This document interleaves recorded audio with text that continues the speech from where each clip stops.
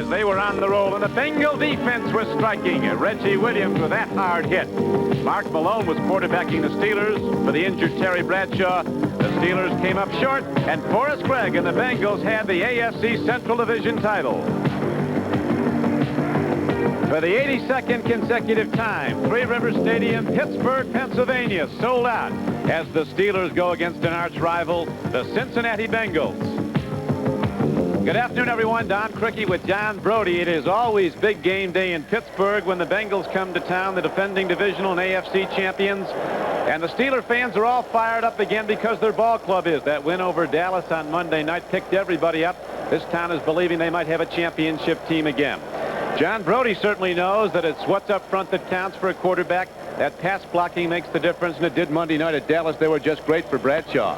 Well, Don, I think over the years, as Pittsburgh's had so many great teams, the one most underrated quality on the whole Pittsburgh club, I think the most underrated in all of football, is Pittsburgh's offensive line.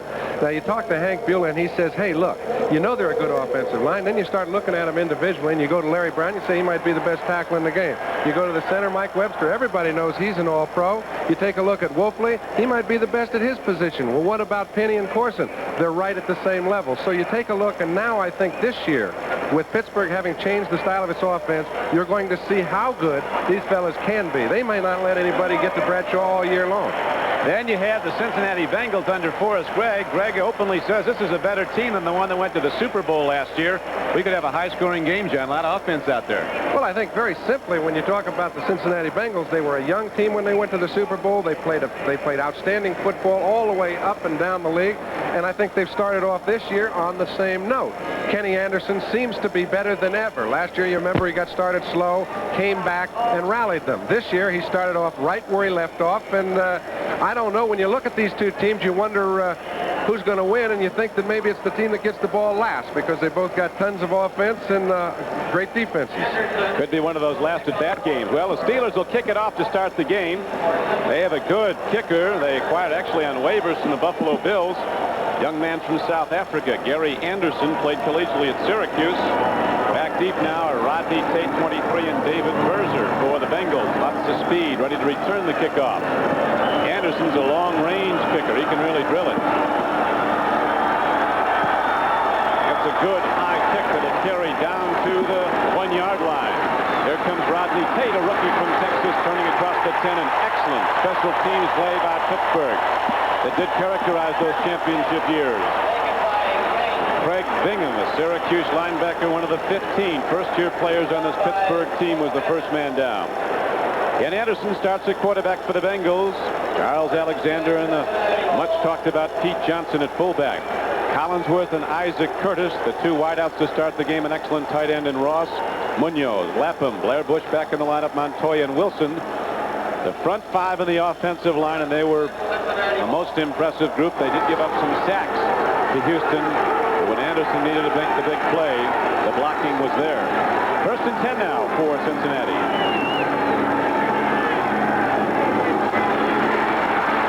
Pete Johnson and the Steelers are there to get him as he tries to go wide. Gary Dunn, the middle guard, 67, came across. He's regarded as Pittsburgh's best down lineman on the defense. Defensively, John Goodman from Oklahoma, Gary Dunn and Tom Beasley, the front three, as the Steelers have gone to the 3-4 defense. Cam Taves, Jack Lambert in the lineup, and Robin Cole, the backers. Lambert missed the opener. Woodruff and Blunt, the corners. All-pro Donnie Shell at strong safety. The free safeties, Ron Johnson. There was virtually no gain on that first carry by Johnson, so it's 2nd down and almost 10. He might have gotten a half-yard. Anderson swings it out, and again, the Steeler defense is there. The pass goes to Pete Johnson, but Ron Johnson comes up from the free safety to make the hit. That'll bring up John 3rd down and about 8 now for Cincinnati. Be interesting, Don, to take a look at how Pittsburgh tries to get to Anderson, because they won't do it with their down linemen. They'll do it with their linebackers primarily, and I think at times you may see all 7 of them getting after Kenny. That's how they'd get in the rush, Pittsburgh. Hitting linebackers like Robin Cole on the pass rush. Anderson goes to a draw and Cincinnati gets some room to run, but well short of a first down. Charles Alexander carrying. Strong safety. Donnie Shell knocked him down, and Three Rivers Stadium comes alive as the Pittsburgh defense comes off with a great 3 downs to open the game. And the best punter in the National Football League, Pat McInally, will be back to hit the ball now for the Bengals. Rick Woods, one of the many rookies on this Pittsburgh team, is back as a single safety for the Steelers. McInally back to kick for Cincinnati. Woods receive for Pittsburgh. Last year, McInally led the NFL in punting by over 2 yards in the average over the next best punter. Hits it, not well. A knuckleball downfield could be hard to handle. Rick Woods has to backpedal and takes it at his 29. There's one block. Woods goes straight ahead and gets to the 36-yard line. 52-yard punt by McInally with the hop. So it worked out well, a low knuckleball kick. Robert Jackson made the play on special teams for Cincinnati. Bradshaw at quarterback, coming off the big game against the Cowboys last Monday night at Dallas. Frank Pollard and Franco Harris, the runners. Stallworth and Lynn Swan start as the wide receivers. Benny Cunningham, a 260-pound tight end. The offensive line you saw in the pregame. Ray Finney, Craig Wolfley. At center, Mike Webster, Steve Corson, and Larry Brown. Now Calvin Sweeney is going to start the game for Swan. It was hoped that Swan would be ready to go. He does have a hamstring problem.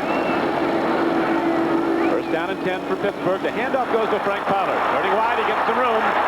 Pollard's ahead for 6 yards for Pittsburgh on their first play from scrimmage. And Ken Riley, the right side corner, made the stop for Cincinnati. The Bengals defensively, 3 number 1s from previous drafts. Eddie Edwards, Wilson Whitley, and Ross Browner. Linebackers, Bo Harris, Jim LeClaire, Glenn Cameron, and the hard-hitting Reggie Williams. The corners, Lewis Breeden, he's their best defender in the backfield. Ken Riley, the veteran, at the other corner. Kemp and Hicks are the deep backs for Cincinnati. As the Steelers get 5 yards in that first carry by Pollard at second down and 5 from the 42.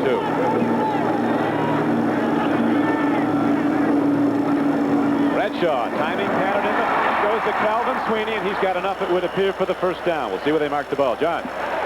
Don, I'll tell you, when you take a look at some of the statements we've made about the different structure, take a look at number 79, Larry Brown, on Eddie Edwards. Now, this is a pretty quick pass. Terry takes about 4 quick steps back, but Brown he only allowed 1 man to get to Bradshaw all last year. So far in this year, he hasn't allowed anybody to get close. But when you have a guy like that, it allows you to throw the ball quick. It allows you to go back and set up. It allows you to do so many different things that you're dictating to the defense what you do. And when you can do that, you're going to score points. Well, the knock on Bradshaw, if it was one, was that he didn't throw the short ball very often. But he's gone to that a great deal more this year. Because of structure. Changed the offense around. A lot more options in the Pittsburgh offense. Now he's looking long. Guns over the middle. Man is open. John Stallworth, who had that brilliant game at Dallas. A 25-yard gain as Stallworth takes it down inside the 30. And for the moment, at least, the good times are back at Pittsburgh. Well, this is perfect quarterbacking. Bradshaw's going to the right side. He's got 2 alternatives on the right side to hit. He's got such good protection. When he steps up, he's got plenty of time. He's got enough time to look back to Stallworth, who's running a late drag play. And it just kind of naturally comes open if the other 2 receivers are covered. He hit it last week 4 or 5 times, and he starts off the ball game with a perfect pitch today. That was the 64th consecutive game, John, that Bradshaw has hit John Stallworth with a pick. And here is Franco Harris on 1st and 10, running the ball down to about the 27-yard line. Not a great deal there. Pittsburgh jammed up in the front by Wilson Whitley, the nose tackle for the Bengals. Stallworth had a brilliant game on Monday night at Dallas. Franco Harris did too, as he went over 100 yards against the Cowboys. Not many people do.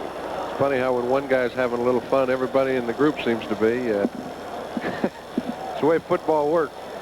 Well, it was really very true, a team effort. Everybody got it going. And it really buoyed the confidence of this Steeler team, which by and large is a young ball club. And here's Benny Cunningham catching a ball on 2nd and 9, and he's down to the 15-yard line. A 13-yard gain on the play, and the Steelers get 4 new downs.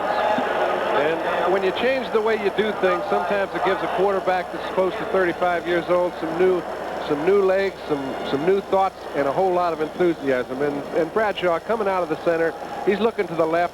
Really, he's one of the few who can back out of there and put just as much on the ball from backing out as he can from running back and setting.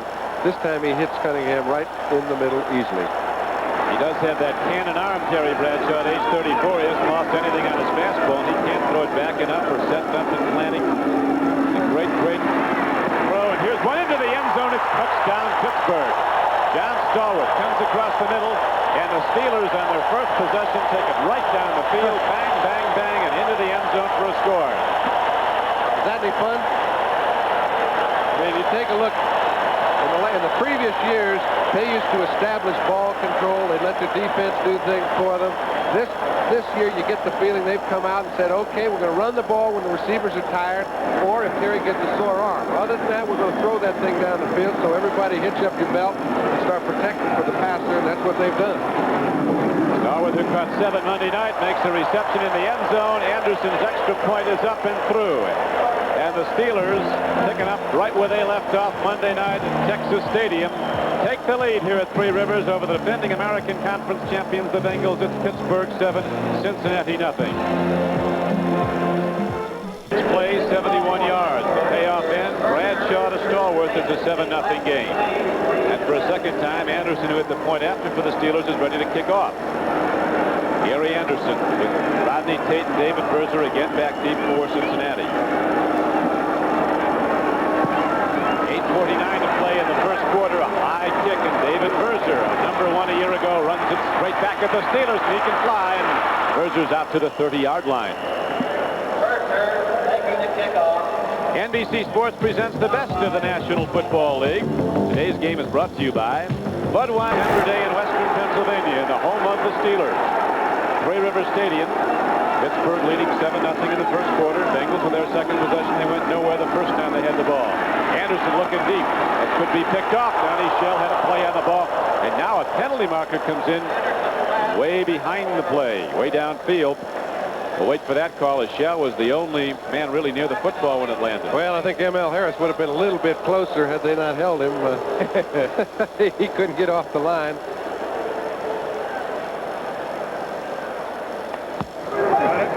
Defensive pass interference, number 58, first down. They got Jack Lambert, Jim Tunney the referee, and that will give the Bengals their first down of this game.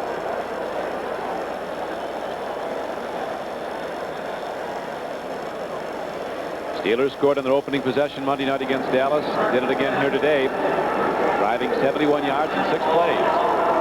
Now the Bengals with the first down and a infraction called against Lambert have the ball at the Cincinnati 41-yard line, 1st and 10. Anderson takes a look and fires in a fine reception. Slanting in was Collinsworth over the middle. First down. And Don, you'll notice the difference in time that the quarterbacks have had. Bradshaw didn't have anyone anywhere near him in the whole drive. This time, we know that Pittsburgh's trying to get to Anderson. This time they do it with a linebacker. Lambert's blitzing. You see 58 coming through. Lapham just doesn't hold on quite long enough, and Nelson and Lambert both meet at Anderson, and that's the way it is a lot for Cincinnati. He takes a lot of licks.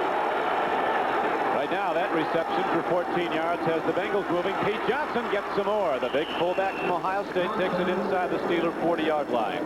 Down to the 38th. Jack Lambert makes the stop as Forrest Gregg looks on. Forrest said to us, John, as you recall, that the Bengals looked even better on the game film than they did in actual action. They checked everything over a few times in that opening win over Houston. But this is a lot more football team they're against today. You don't hear a coach say that very often.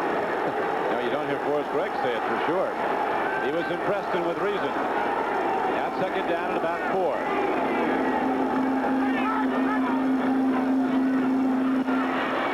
Charles Alexander works for yardage. He's going to be short of the first down, but not by much.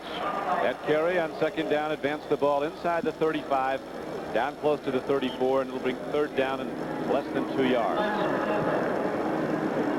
Lauren Taves and Jack Lambert combined on the stop. George Sefcik, one of the offensive coaches, counseling Forrest Gregg. Jim McNally coaches the offensive line, also in the picture. Bengals have some great people up front too, including Munoz, the right tackle, left tackle, and all the way across the front. They've got a strong offensive blocking wall. Dan Ross, the tight end, goes in motion. He blocked. There's a hard hit on Johnson. Stung behind the line. Pete Johnson spins ahead Bob Coors finally knocked him down, but it looks like Pete Johnson has another first down for Cincinnati. Boy, is he alone.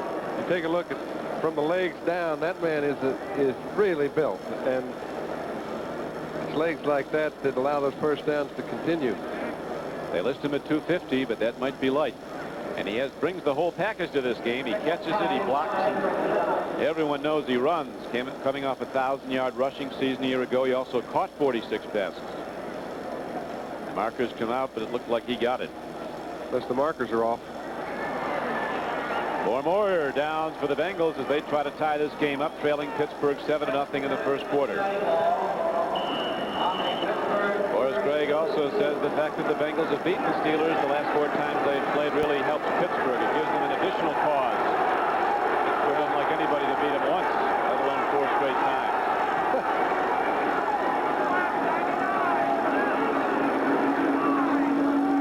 On 1st and 10, Anderson, the deep drop. Look at the blitz. He gets it away into the hot area. Going to be incomplete. Looking for his tight end, Dan Ross, breaking off. I don't think Ken's ready for quite as much pressure as he's been getting. That time they let 2 of the 3 linebackers in. They had a 6-man rush. They got to Anderson before Ross could get into his pattern. You see, take a look at the 7 people. Now they're leaving 5 men back in some sort of pass combination coverage. Now they've got a free safety, but they're still getting after Anderson. So they're taking away the deep ball, making him throw the ball short, and he'd like to set up a little longer. Well, now he'll try it with a 2nd and 10. See if he goes and pitch it again. Here comes another blitz. The ball is almost caught. Taves was right there when Pete Johnson went for the ball. Another blitz. This one from Jack Ham. Don, what they've been doing is they've been putting 1 back there. That time they had 2, but they sent 1 out in a pattern. And when there's only 1 back, they don't have enough people to pick them all up. And so you'll find 1 linebacker trying to occupy a fullback, and then they'll shoot the other linebacker. It's left 3 men on each occasion.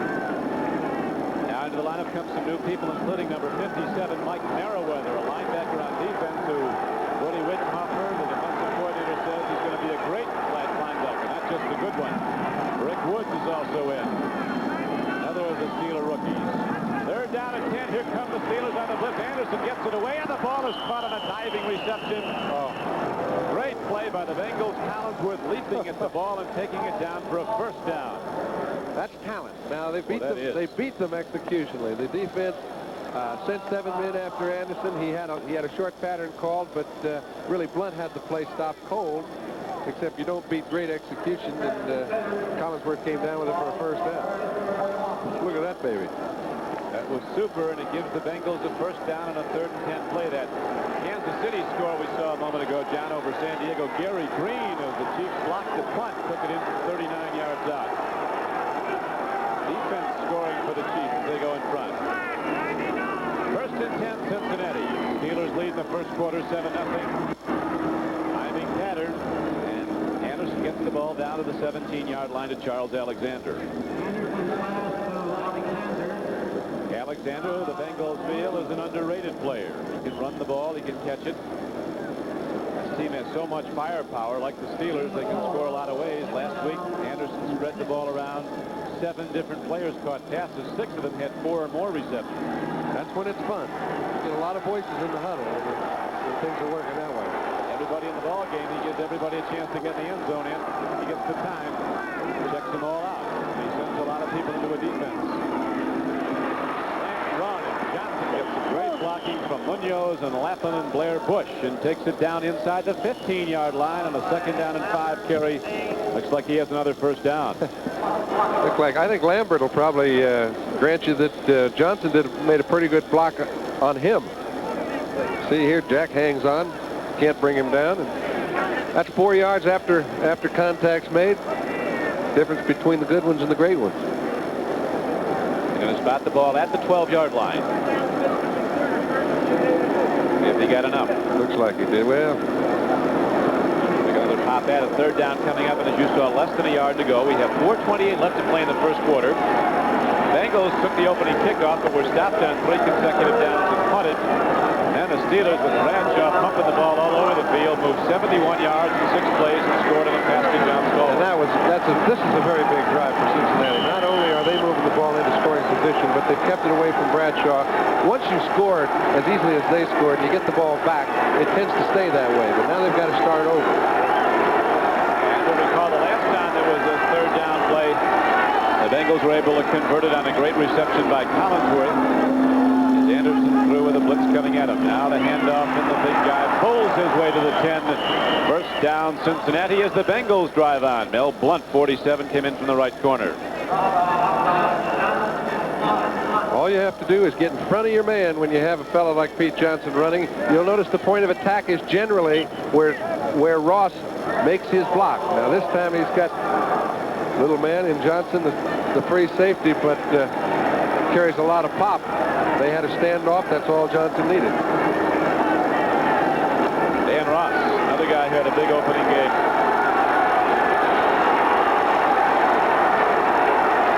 Now it's 1st and 10, actually 1st and goal, really.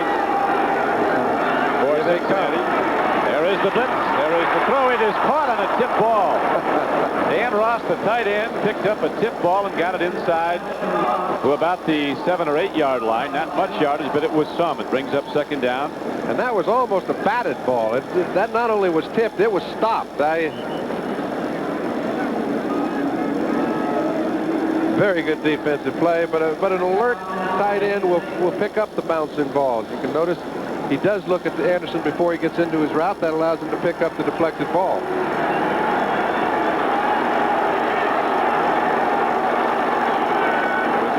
Season that the Bengals handed Pittsburgh one of its worst losses ever, 34-7 in Cincinnati, and they also won here, did the Bengals. Here's a throw into the end zone, intercepted.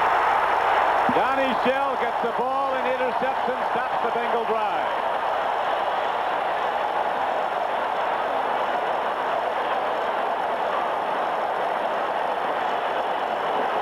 Going to take that one home with it.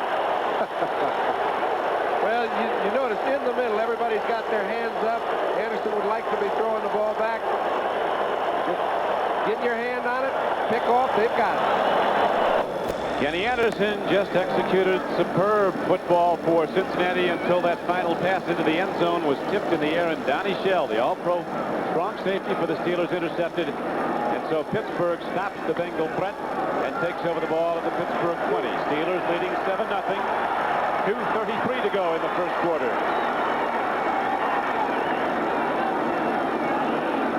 Bradshaw with receivers to either side out of the I formation gets to the first back. Franco Harris takes it ahead, the 3rd all-time leading rusher in the NFL, closing in on 10,500 yards career. And when you throw the ball as effectively as Bradshaw has been throwing it early in the year, it should give Franco Harris a chance to pick up a couple 25 and 30 yarders on draw plays and end runs, because the linebackers have to play a little bit looser than they have been on Pittsburgh, and it should help Franco. Franco, a notoriously slow starter, he really gets it going down the stretch run and out into the playoffs, and he started big in Dallas. Look at this rush. Now the throw, and Sweeney is separated from the ball. Nicely done by the free safety, Brian Hicks. Well, you're not going to fool Cincinnati all day long. They know they've got coverage to the strong side, which is to the bottom of your screen. You see they're getting a little bit of help. They're taking 2 on 1. They've got Calvin Sweeney. Bradshaw's trying to go short, but they're also leaving somebody deep in the middle to handle Stallworth as he starts coming across that middle. It's not going to be quite as easy for Terry in the future. Those L.A. Raiders have taken a 7-0 lead over Atlanta. Aren't they having fun? Jim Plunkett to Marcus Allen, 14 yards out. You'll hear Marcus Allen's name an awful lot throughout the year. He wasn't bad first week, was he? Well, we got a chance to see him, and he was something. Bradshaw, 3rd and 6, looking long. Look at that home run ball. Calvin Sweeney's out there, but so are 2 Cincinnati Bengals to defend nicely. No, sir. Bradshaw hasn't lost a thing off his long ball. He's always been able to throw the ball a long way, but what I'm impressed with is he's throwing the ball so much quicker now than he did in the past few years. And when you throw the ball quicker, you're much more liable to get him on the break. This time he comes to Sweeney late. There's a double coverage, and the free safety's going to be staying in the middle. Bobby Kemp is not going to let him beat him deep if he can help it. He stays right with him step for step. And the ground comes a little tougher. And the first punt for the Pittsburgh Steelers, rookie John Goodson. Mike Fuller is back for Cincinnati. Goodson will hit the ball somewhere around his 15-yard line. A barefoot putter, end-over-end kick, but it's going to take a hop that causes some problems for Fuller. Now the Steelers are going to down at about the 30-yard line of Cincinnati. Almost broke his foot with that thing. I think the point hit him right in the instep. It's got to be tough on the barefoot. With the roll, he got a 46-yard punt away. He's already gotten that one toe already. We'll be back with the Bengals on offense after this. Chuck Noll, now in his 14th year as coach of the Steelers. Terry Bradshaw in his 13th season as the quarterback. Boy, you think Terry's one of the few guys that is calling his own plays in this very complicated day of professional football. And he does it very well. Where are those people that said he wasn't smart enough to win? Oh. Most of them got fired. It's now 1st and 10 for Cincinnati. Hand off to Pete Johnson. The big guy takes it straight ahead from the 30 on a 1st and 10 carry. Got about 3. Lambert, anxious to play again after having to sit out the first game with a knee strain, was on the stop for Pittsburgh. A man who 7 straight years was an all-pro middle linebacker. David Little, who filled in for him, a rookie from Florida, had 8 tackles against Dallas. They were impressed with him. An infusion of new people in the Steelers. The championship years, it was very difficult for young people to make the ball club. There were so many good players that were winning. Kept the same guys. Well, the 2nd down and 7 yardage for Ken Anderson. 7-0 Pittsburgh. Over the middle, a hard ball to catch, but Dan Ross does it. He's ahead for a Cincinnati 1st down out to the 43-yard line. I tell you, when you get a quarterback that's alert enough to find the open man, when they send 7 people after the quarterback, it leaves a strong safety who's trying to cover the tight end man-to-man in no man's position. There's no way that he can get up fast enough from a strong safety position to handle Ross. It's just an impossibility if the quarterback sees it in time. He did, and they've got a 1st.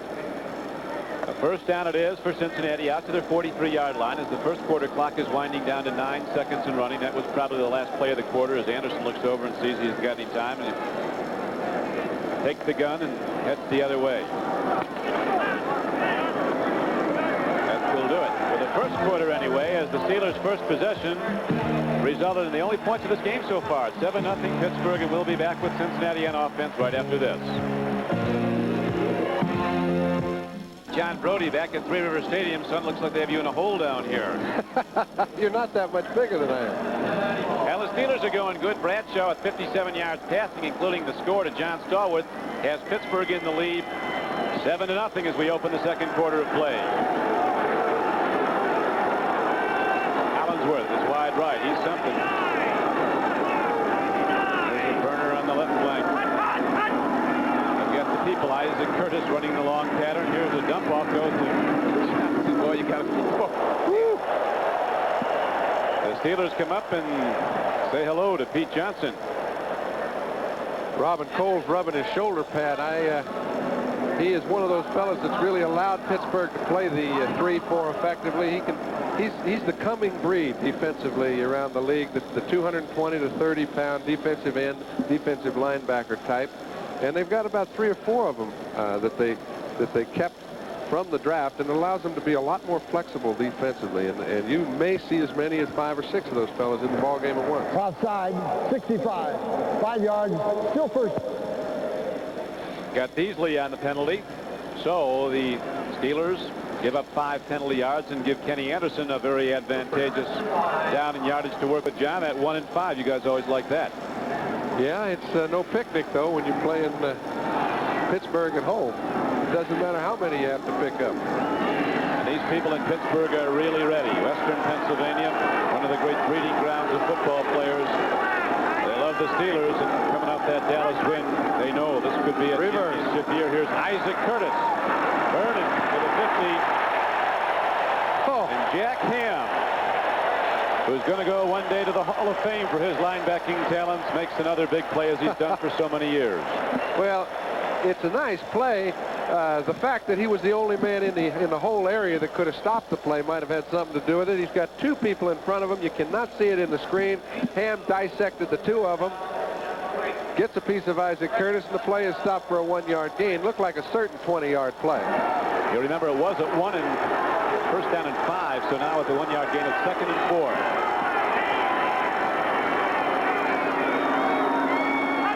Collinsworth at the top of your screen. Isaac Curtis the lower portion. 2nd and 4, and there's not much there for Big Pete Johnson as he tries the middle of the Steeler defense. Gary Dunn, middle guard. Keith Willis was also on the play. Another of the rookies. A free agent, Keith Willis from Northeastern. I noticed that Pat Harder is down there, and he's the umpire, and he was a great football player in his day, but he hadn't been feeling that well, and this is the first game he's done in quite some time. Dan Roth blocked him on that play. That umpire has a tough place. Right behind the linebackers, looking at all that offense coming right at him. Archie Griffin in the game. He catches passes. He's the lone setback. Griffin swings out. Here's the blitz, and Kenny Anderson goes down. Steelers come with just about everybody, and they get the object. You saw Archie Griffin. Had Anderson seen Archie Griffin, he'd still be running. They came with a 7-man blitz. You cannot cover everybody when you come with that many people. Anderson couldn't see Archie. As a result, turnover. So again, the Steeler defense comes up with a big play. They've done it now 3 times. 3 possessions for Cincinnati. The biggest was the interception in the end zone by Donnie Shell that stopped the Bengal drive late in the first quarter. McAnally ready to punt the ball for a second time in this game. Gets off a high one, a good one, kicks it away from Rick Woods. It's going to hop out of bounds inside the 15. Steelers will go on offense at their 14-yard line after a well-placed 40-yard punt by Pat McAnally. Harvard man who delivers on the gridiron. Not beaten Cincinnati. The last 4 times they've played is leading 7-0 right now. Pittsburgh with that lead on the first quarter touchdown pass from Bradshaw to Stallworth. Now the Steelers starting out from deep in their own end.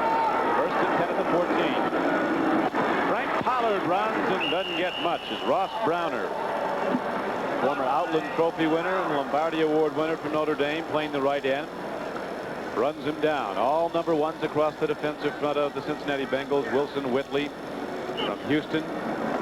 Another Outland winner, Eddie Edwards from Miami. He was drafted in the first round. The number 1 choice of the Bengals in the last draft, Glenn Collins from Mississippi State, isn't in uniform today. He's one of the 4 inactive players. Cincinnati has about as many number 1s on their football team as anyone, I think. Well, they had some lean years, as you're well aware, John, but they sure capitalized on the draft position. And now have risen up to where they went to the Super Bowl last year. Markers down all over. We'll see if the Bengals were drawn in. Kinney might have moved. Well, whoever they were watching certainly did something. It's going to go against Pittsburgh, a 5-yard mark off. It was a 2nd and 9 play, so it'll be 2nd and 14.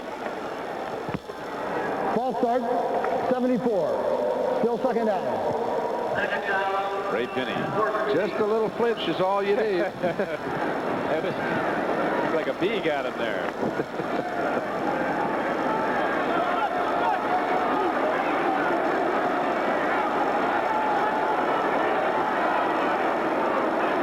Second and 14, Pittsburgh. There's John Stallworth, the only man to be in the end zone with the ball today.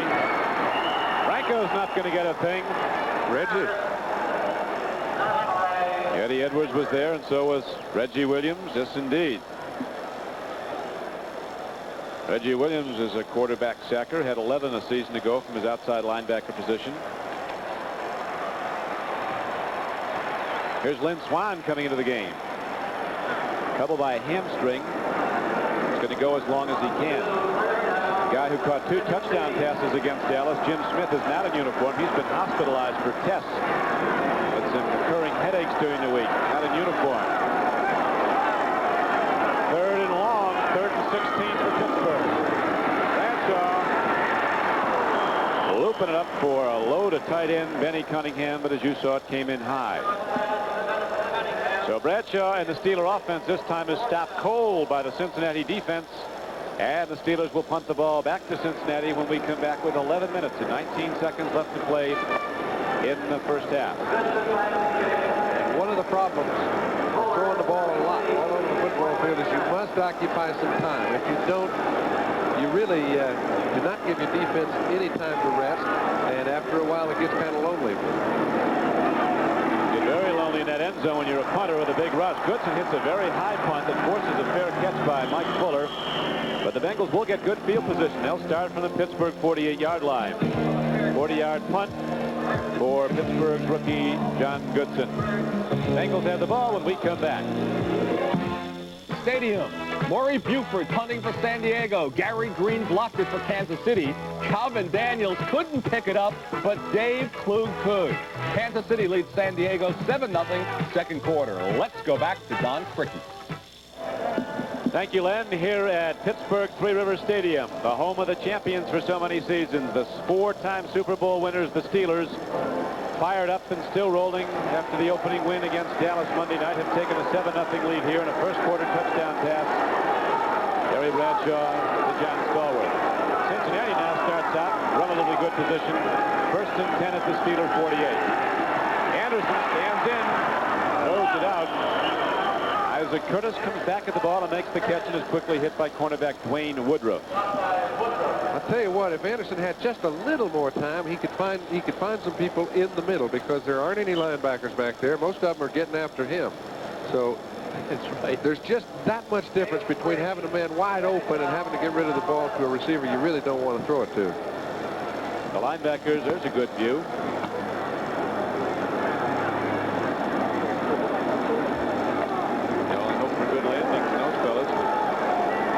Over the stadium. The linebackers have been after Kenny Anderson, though they've been blitzing, have the Steelers. They're threatening it again.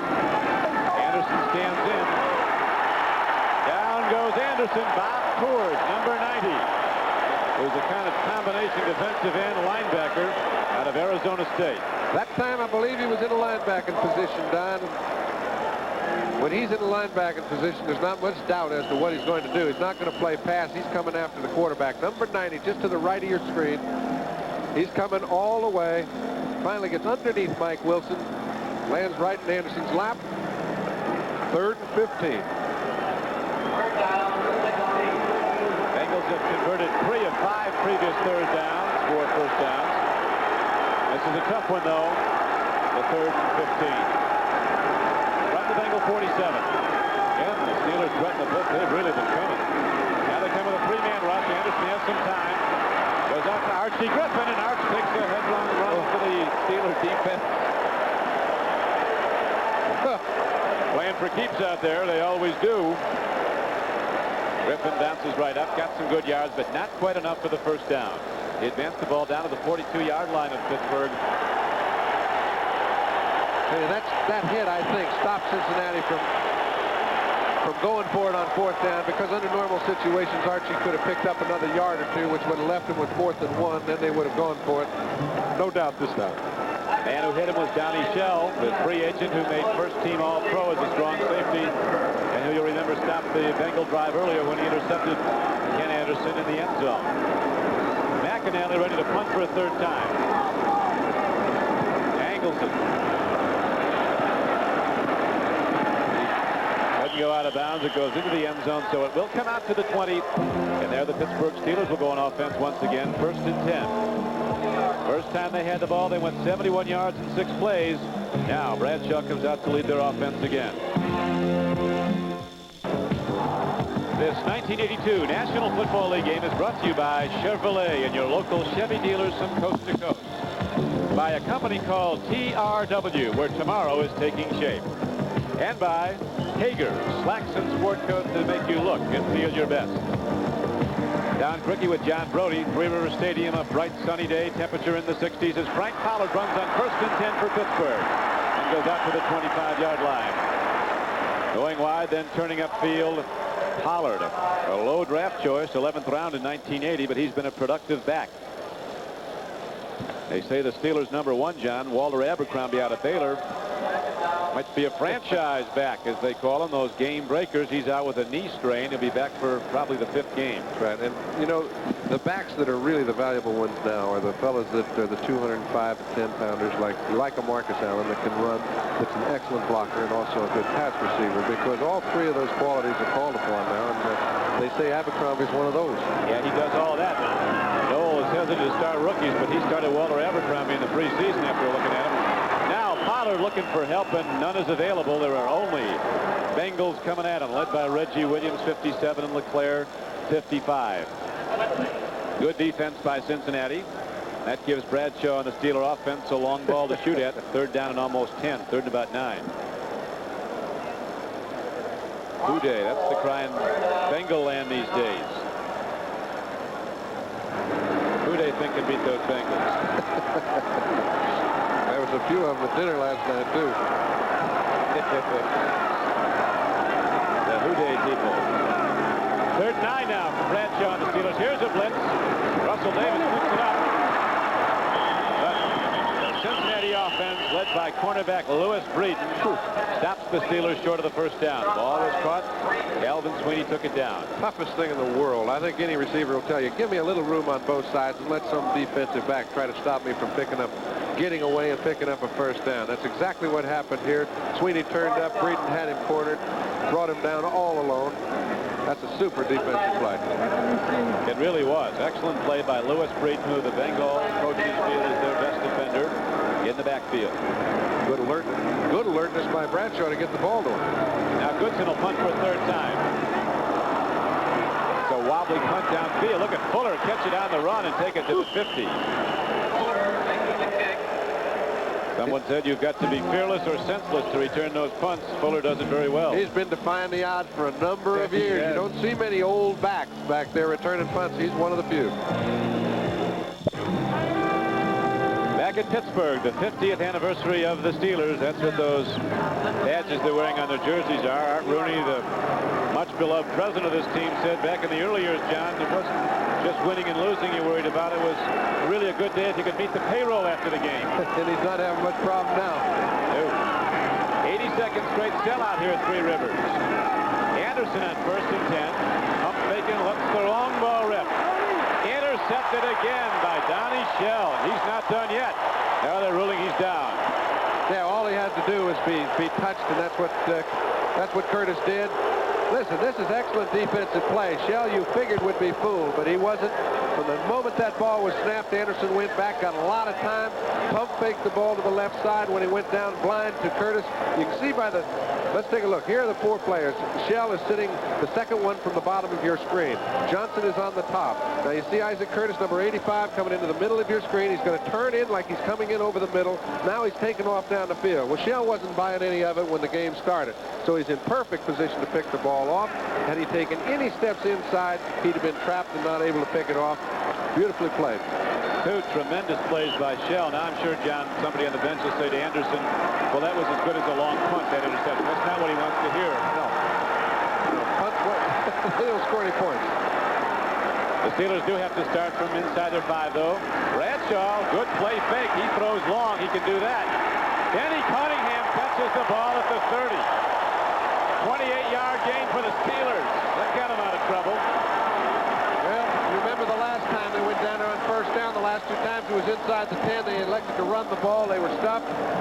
He knows it's dangerous to stay down there too long. He comes right out firing. A lot of protection. Cunningham runs a fine pattern, beats Kemp, and keeps both feet in.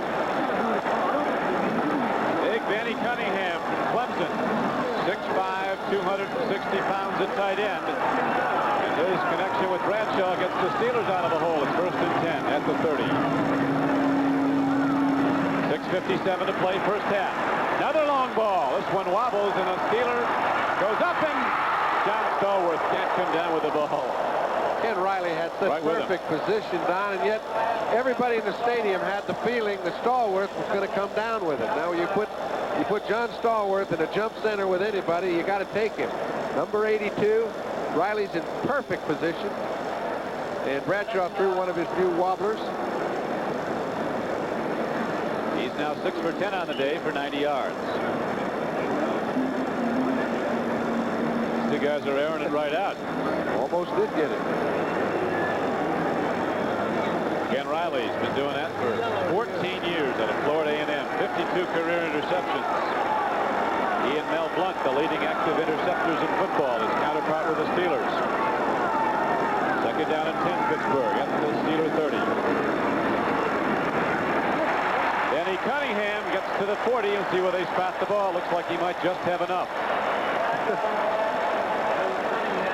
He will. You know, it's really funny. I I was watching Bradshaw. He went back and he had about 5 seconds to throw. Now, they used to give their quarterback about 5.6 because, as Raleigh Doce said, you know, we're so accustomed to holding them off until Terry finally found a receiver. They ran patterns 25, 30 yards down the field. That when we changed, it gave new life to our whole offensive line. Larry Brown didn't know you only had to block a guy for 2 or 3 seconds and you could get the ball off. It's like a piece of cake out there. It has been that on certain plays, and then there have been the big plays that the defense has turned in, like the 2 interceptions by Shell that have stopped the Bengals. And Forrest Gregg now waiting for his defense to get back the ball for Anderson in the offense. First down and 10, Pittsburgh, just across the Steeler 40.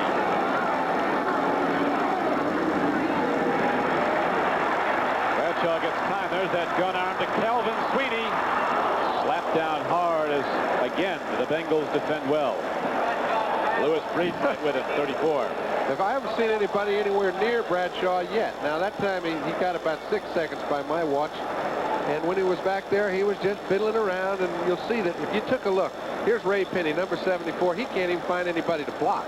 Now, they're sending only 3 men. Now, the Bengals have been effective in the past, rushing only 3 men. Look at Larry Brown forcing Browner around Bradshaw. Terry's sitting there with nobody within 3 or 4 yards. And that's a 5 or 6 second pattern.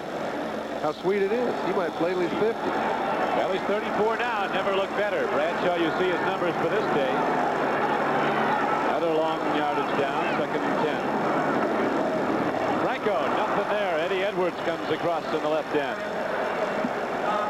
That'll bring up 3rd and about 13 for the first down. 6 minutes to play in the first half. Pittsburgh scoring on its first possession, going 71 yards. Bradshaw mixing the passes and finally hitting Stallworth in the end zone. Bengals have challenged a couple of times the deepest threat. They were down close when Donnie Shell intercepted a tip ball in the end zone. And it stands 7-0 Pittsburgh. 5:34 to play in the first half as the Steelers come out 3rd down and 13 on their 38.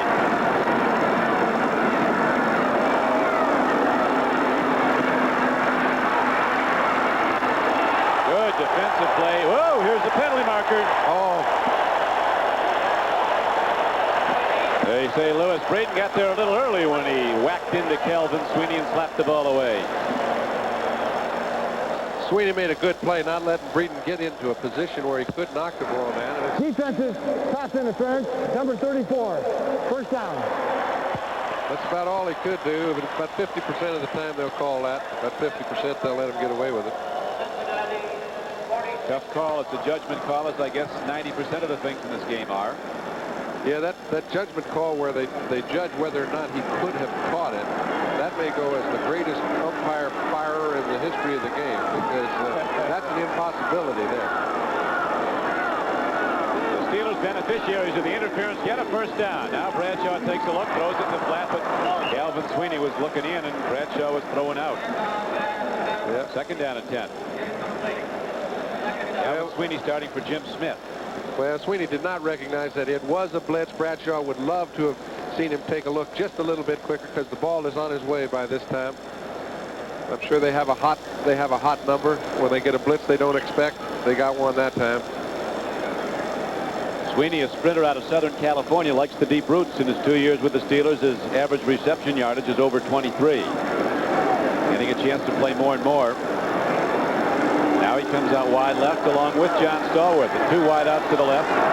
Steelers strong to the right with their big tight end, Benny Cunningham, on the right side at the top of your screen. Looks like they're coming again. Here comes one. The player's picked up, but not enough for picked up, and the Bengals get the sack, led by Ross Browner. They sent 6 people after Bradshaw. When you can't get him with the down lineman, you have to do something, because if you give it Terry Bradshaw 4 and 5 and 6 seconds to throw, as he had been given throughout the course of the afternoon, he's just going to eat you alive. And they finally found a way to stop his progress. Very good surge. Reggie Williams coming in just a little late. Bo Harris getting in on the tackle. Now the Steelers have to go deep into their playbook with 3rd down and 21 coming up. Steelers have not converted the 4 previous 3rd down attempts, but they lead the game 7-0. 4:50 to play in the first half. Cowboys lead the Cardinals. Doug Crosby caught a pass from Danny White from 29 yards out.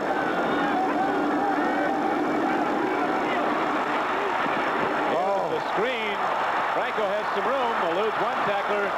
Gets down to the 45. That'll bring up 4th down and 9. Lewis Breeden making the tackle. 14-yard game, but they had so much to make up. The Steelers will have to send out punter John Goodson again. Goodson can hit it a long way. 8th-round draft choice from Texas in a preseason game against New England. Punted a 71-yarder.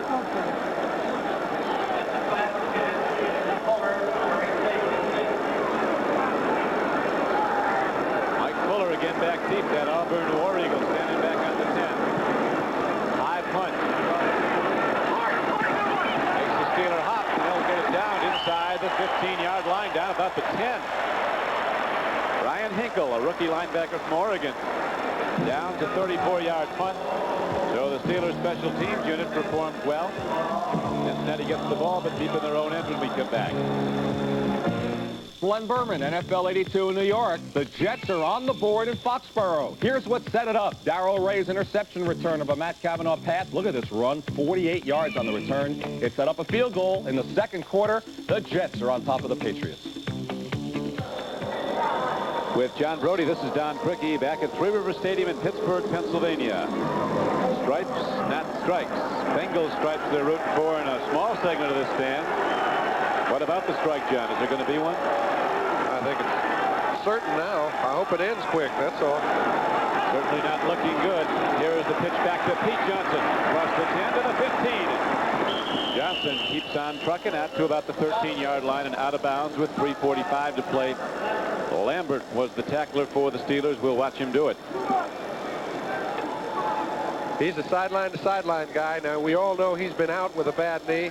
It doesn't seem to change the way he plays. He almost defies the fact that he's had one. His pursuit is still outstanding.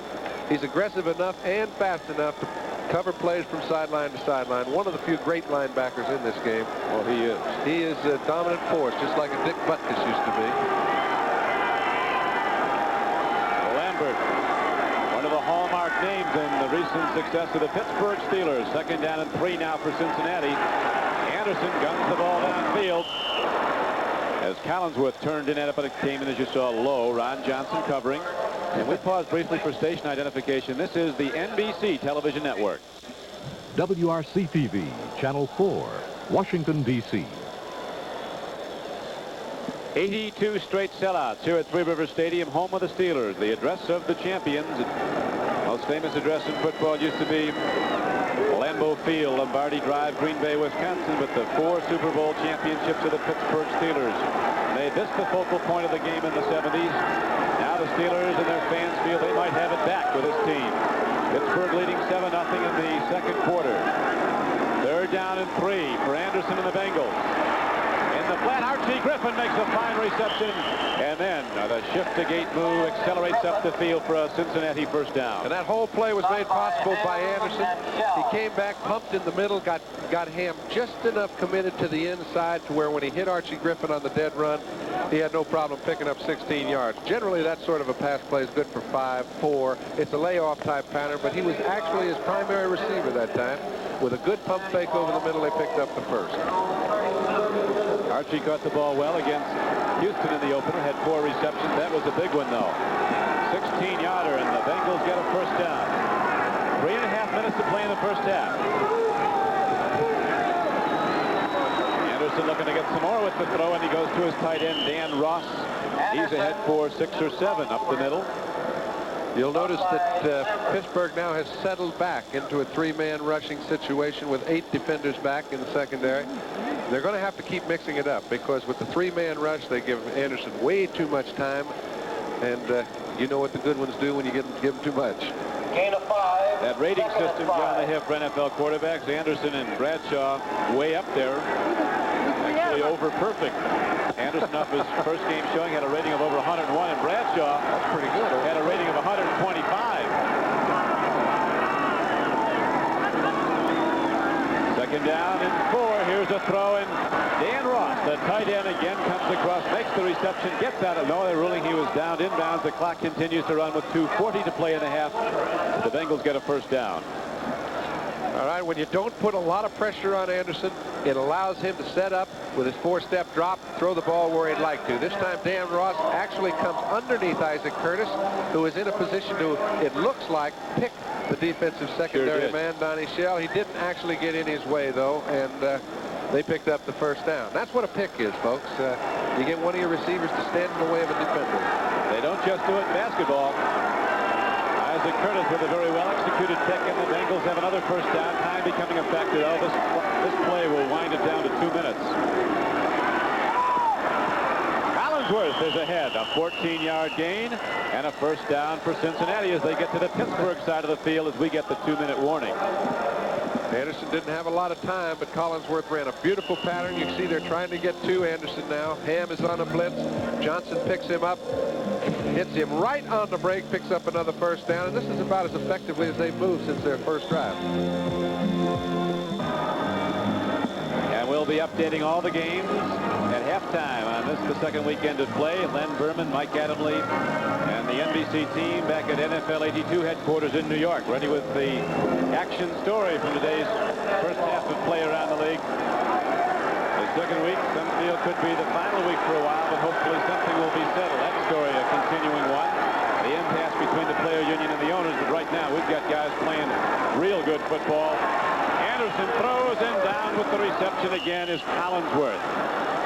An 11-yard gain. All of a sudden, Collinsworth is getting the ball and getting the first down. People at home will say, well, why don't they just do that every play? Because you can't stop it. Well, you can stop it if you lay linebackers off, but they're sending their linebackers after Anderson. He's thrown into the open areas outside. Here's another throw. This time the ball is separated from Collinsworth. That time the Steelers were laying in wait. Bob Coors, number 90, came in and stuck in. Collinsworth caught 4 passes for 54 yards for Cincinnati in this game. Hit 4 last week against Houston, averaged 24 yards a catch then. And, you know, they're not giving the receivers those marginal calls anymore. They're making them get the ball and have it in control for a period of time where there's no mistake on the official's mind, and I think it's a good idea. Right now to defend against those throws, Rick Woods comes into the game. Lambert comes out. Rick Woods, a 4th-round draft choice out of Boise State. Intercepted 1 against Dallas. Had 3 interceptions in the preseason. He's playing like a veteran. 2nd and 10. Here's the throw, and Isaac Curtis turns back at the ball, and it's incomplete. And it was Rick Woods who was over there. And it was Don Shell who was standing right in Anderson's lap, and he seems to pick the most opportune time to make his move. You wonder if maybe he doesn't have an option sometimes when he's sitting in a situation where he could have gone into some sort of a roll zone from where he was, but he gets up on that line of scrimmage, and it looks like if they don't have a back to pick him up, he comes, and he certainly did there. And he has some force coming as a blitzer. Donnie Shell from the strong safety. Cincinnati coaches feel he really tends to come once the team is moving. You have to change up the defense and throw a surprise at him, and he is that surprise. Number 31. 3rd down and 10 for Cincinnati. Here he comes again. Anderson gets it away. He does well to just get the ball away. Down goes Ken Anderson, and it's 4th down and a long field goal try for Jim Breach. Line of scrimmage is the 32. A 49-yard attempt if they go with it. Which is just about as much as he's got if he hits it right.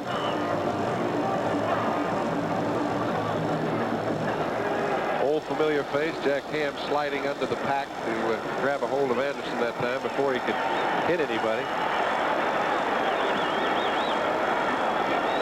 Steve Kreider is the holder right at the 40. It's going to be a 50-yard attempt from where they'll bat the ball down.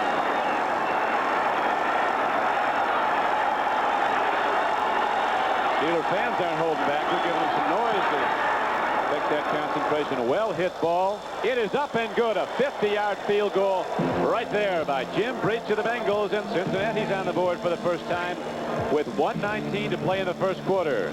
The Steelers lead the Bengals 7-3. Jack Ham came off. You see his left pant leg up. Or looking at his left knee. Walking it off. Hopefully he's all right. Fred Bohannon is back now. Jim Breach just hit a 50-yard field goal for Cincinnati for their first points. Pittsburgh leading 7-3 with 1:19 to play in the first half. Bohannon, who spent a year in Canada, goes over the field. The kickoff by Breach into 2.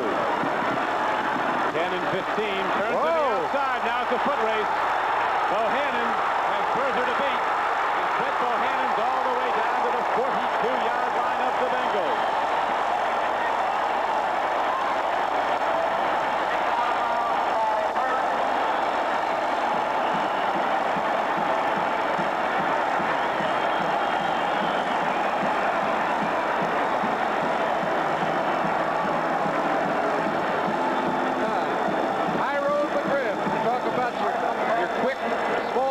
Special teams. This is a quick, big man, 270 pounds, about 6 foot tall. When he hits you, you know you nailed, folks. So now watch the hustle on the man. He's after helping Bohannon. Bohannon just outruns the contain and gives Pittsburgh a chance on the 42. 58-yard return. Now the Steelers with a threat. First down, the throw to Franco Harris. He's turning wide. There's some blockers in Harris. Seeing there's nothing east and west, turns straight upfield and gets the ball to the 38-yard line with 55 seconds and the clock running, so Bradshaw sends his team into alignment without a huddle. He used Pat Harder for a little screen. Threw a block there. Cut right behind him, picked up an extra couple. 2nd and 6. Bradshaw throws. There's the reception. Lynn Swan comes down with the ball. And it looks like he has a first down at the 31-yard line, and the Steelers stop the clock with 38 seconds to play. A 58-yard return on that kickoff gave the Steelers a chance to score points. Looked like they might have to be content to go to the locker room with their winnings in a 7-3 lead, but now they're down close, and they have a long-range kicker. We'll be coming back to Three River Stadium with 38 seconds to play in the first half right after this. The preceding announcement was furnished as a public service by Anthony Munoz and the National Football League. Don Quickie with John Brody. The Steelers coming up with 3rd and 1 and 38 seconds left in the first half. Bradshaw takes a look, throws it out. Man is there. Ball is caught and lost. And the man that lost it doesn't lose very many. Lynn Swan, you get the feeling when they need it most, they're generally going to find a way to get the ball to him. His hamstring's been bothering him, but he still runs those comeback patterns, those little outs, little ins, the timing patterns about as well as anybody in the game. Take a look. He'll drive the defensive cornerback off him and then comes back. When he makes his turn, he's ready to come straight back. Makes it very easy to throw if you're a quarterback. That brings up 4th down, and the Steelers feel they're out of range for a field goal, so they're going to try another throw here to get the first down. Maybe a run. They have timeout to go. Looks like Cincinnati might have thrown it back. Russell Davis, an excellent short yardage man. Spotting where the ball went. Pittsburgh quickly calls a timeout with 27 seconds left while they unpile. And they might have helped Cincinnati if they don't pick up the first, but it looks to me as if they do have it. But they might just have it. Yep. But too close to call without the sticks coming out.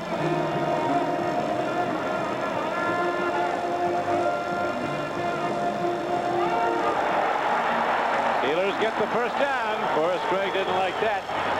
Now Chuck Noll counseling Terry Bradshaw. Next Saturday, NBC Sports returns you to the heart of the pennant races as the San Diego Padres meet the Atlanta Braves and the Phillies meet the New York Mets. Coverage with Major League Baseball, an inside look at 1 o'clock Eastern Daylight Time. Except for those of you on the West Coast, you'll see Kansas City visiting the Oakland A's starting at 1 p.m. Pacific Daylight Time. Check your local listings for the game and time in your area here on the home of the World Series, NBC Sports. 27 seconds to play first half. Steelers 7. Bengals in white 3. Pittsburgh getting the first down at the 32-yard line. Bradshaw's not been intercepted. His counterpart Anderson has been intercepted twice in this game. Swing pass, a little too much on it. Russell Davis decides that he's going to pop somebody anyway. So did Gary Burley, who decided on Bradshaw. Out of these big runners, they don't just get hit, they hit you. Russell Davis is one of the complement of fine runners that Pittsburgh has. Pollard and Franco Harris, the starters. Remember Sidney Thornton? I used to think he was okay. We haven't seen much of him, but they haven't dropped, have they? Well, Sidney's recovering from a little injury. He'll be back. He wasn't bad. He isn't. He will be again. 2nd and 10, looking to get in range. Bradshaw has a lot of time. He throws, and Greg Hawthorne makes the reception down to the 17-yard line. We could have a piling on there. There's the markers. A critical error by the Bengals will put the Cincinnati field goal unit in point-blank range, but they still have time for more plays with 14 seconds left. Yeah, and that is the kind of play that'll cost you a ball game in certain conditions. I don't think this one will, but LeClaire definitely was late. There was no need for it, and you get a little frustrated when they keep picking you apart. I guess he was going to try and get even. That isn't the way to do it. Reggie Williams makes a pretty fine play, and here he comes. He came with a forearm. Well, you know, it wasn't vicious or anything. It was foul, just very late. 55, unnecessary roughness. So now Jim Tunney, you know, of course, Greg feels at this moment as Anderson comes out, the field goal kicker. First down coming up. Thinking here probably being it. Now Bradshaw, Anderson on the sidelines. Bradshaw's going to go from scrimmage with 14 seconds to go, and the ball down to the 8-yard line. He's got time for 3 plays.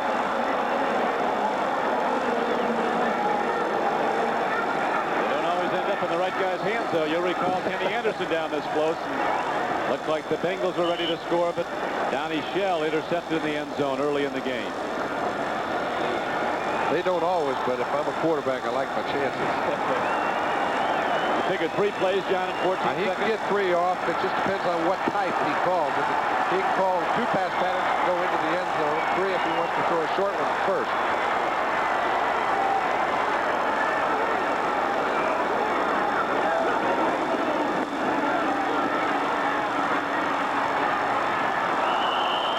Stallworth looking for his second TD reception, and you see 5 seconds elapsed on the clock. It's down to 9 seconds. Oh, they're going to have a go at the kick. You see Stallworth coming down, coming inside on Riley, but Riley let him go to the inside because he's got Hicks standing to the inside, right at the goal line, in perfect position to pick it off. That's what you call good double team.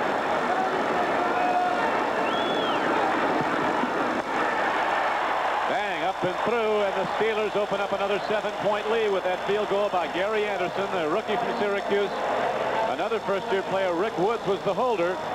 And so with time elapsed in the first half, the Pittsburgh Steelers go to the locker room with a 10-3 lead. The end of the first half with the Pittsburgh Steelers 10 and the Cincinnati Bengals 3. We'll be back at Three Rivers after this. Hi, everybody. Welcome back to NFL 82 Studios, New York. I'm Len Berman. A couple of headlines so far today. The Cincinnati-Pittsburgh game is not a high-scoring shootout, low-scoring thus far at halftime.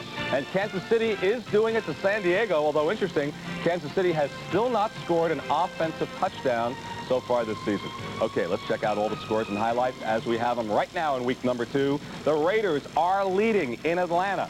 10-7 is our score there. And at Fulton County Stadium, you know, you have 2 teams, both 1-0. Look at this play in the end zone. Jim Plunkett escapes. He's not sacked. No 2 points. Just bloops it out of there. Incomplete for Jim Plunkett. Marcus Allen continuing to do it all. Here, Plunkett at quarterback. Back to Marcus Allen. Look at this. Allen throwing a pass. He wants the Rookie of the Year honors right now. 47 yards to Cliff Branch. That sets up the next play. Plunkett throws to whom else? Marcus Allen again.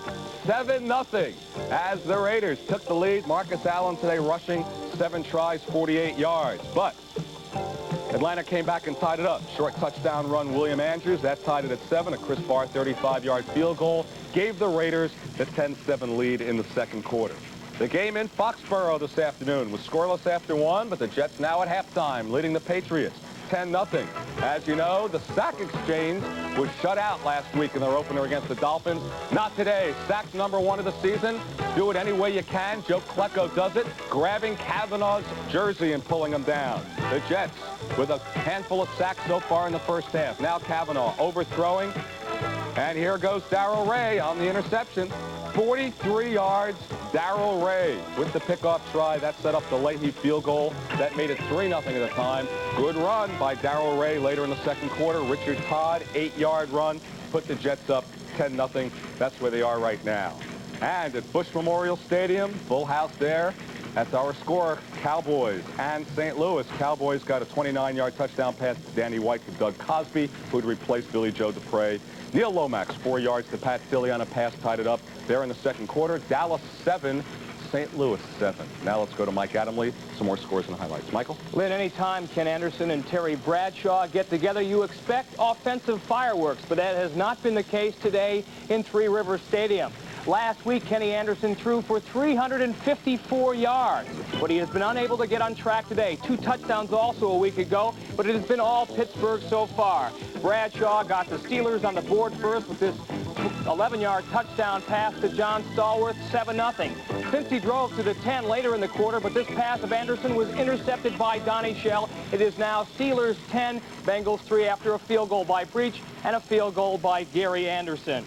The Philadelphia Eagles have not beaten the Cleveland Browns in Municipal Stadium since 1960, back in the days of their championship. Norm Van Brockman, Pete Retzlaff, and they are trailing the Browns today by the score of 7-3. Brian Sipe has a touchdown pass, 19 yards to Ozzie Newsome in that game. San Diego versus Kansas City, the opener in Arrowhead Stadium. That game is 13-0 Chiefs. The Chiefs have not beat the Chargers in 6 tries, as you see Marv Levy on the sidelines getting his Chiefs ready. And here's the big play of the game. Gary Green blocks this Murray Buford punt. It is scooped up by Calvin Daniels. He dribbles the ball into the end zone. And finally, Dave Klug recovers. The Chiefs on top of the Chargers, 13-0. Nick Lowry has added a pair of field goals in that game. Mike Ditka's debut as a coach for the Bears was spoiled last week in Detroit, and he is on the losing end of a 7-0 score in Soldier Field. Kenny Stabler, the only quarterback the Steelers or the Saints have, is still the starter, and he has a 10-yard touchdown pass to Larry Hardy in that game. Okay, Michael, we'll have some more scores and highlights coming up. Also some thoughts from Pete Axthelm as we continue on Sunday number 2 of the NFL 82 season. We'll be right back. And Len Berman back in New York, and Pete Axtell, what do you like so far? Well, what I like is a team like Pittsburgh. They're known as a great, proud team, Super Bowl team. They always did things their way. Well, now they have some defensive weaknesses, and they're changing things around. They're blitzing Kenny Anderson on almost every down. They're making the Bengals work for things that they get easily against other opponents. I'm very impressed so far. So is Donnie Shell. He's got 2 of the 3 interceptions. On the other hand, with the strike looming, I think we owe a vote of thanks to the Bears and the Saints, who are playing the kind of game that could make you root for a strike. Okay, Peter. Let's go back to Mike Adamle and Marcus Allen. What a show. Indeed he has. You know, earlier he caught a 14-yard touchdown pass from Jim Plunkett. He's just scored on a 4-yard touchdown run, and now the Raiders lead the Atlanta Falcons 17-7. Jets on top of the Patriots 10-0. Richard Todd has a touchdown run there. The St. Louis Cardinals have tied up the Dallas Cowboys. A touchdown pass. Pat Tilley from Neil Lomax at 7-7. Cincinnati behind the Pittsburgh Steelers 10-3, and Kansas City on top of San Diego 16-0. Another field goal, this time 41 yards by Nick Lowry. Chicago trailing the Saints 7-0, and the rest of the game's yet to get underway, Len. Okay.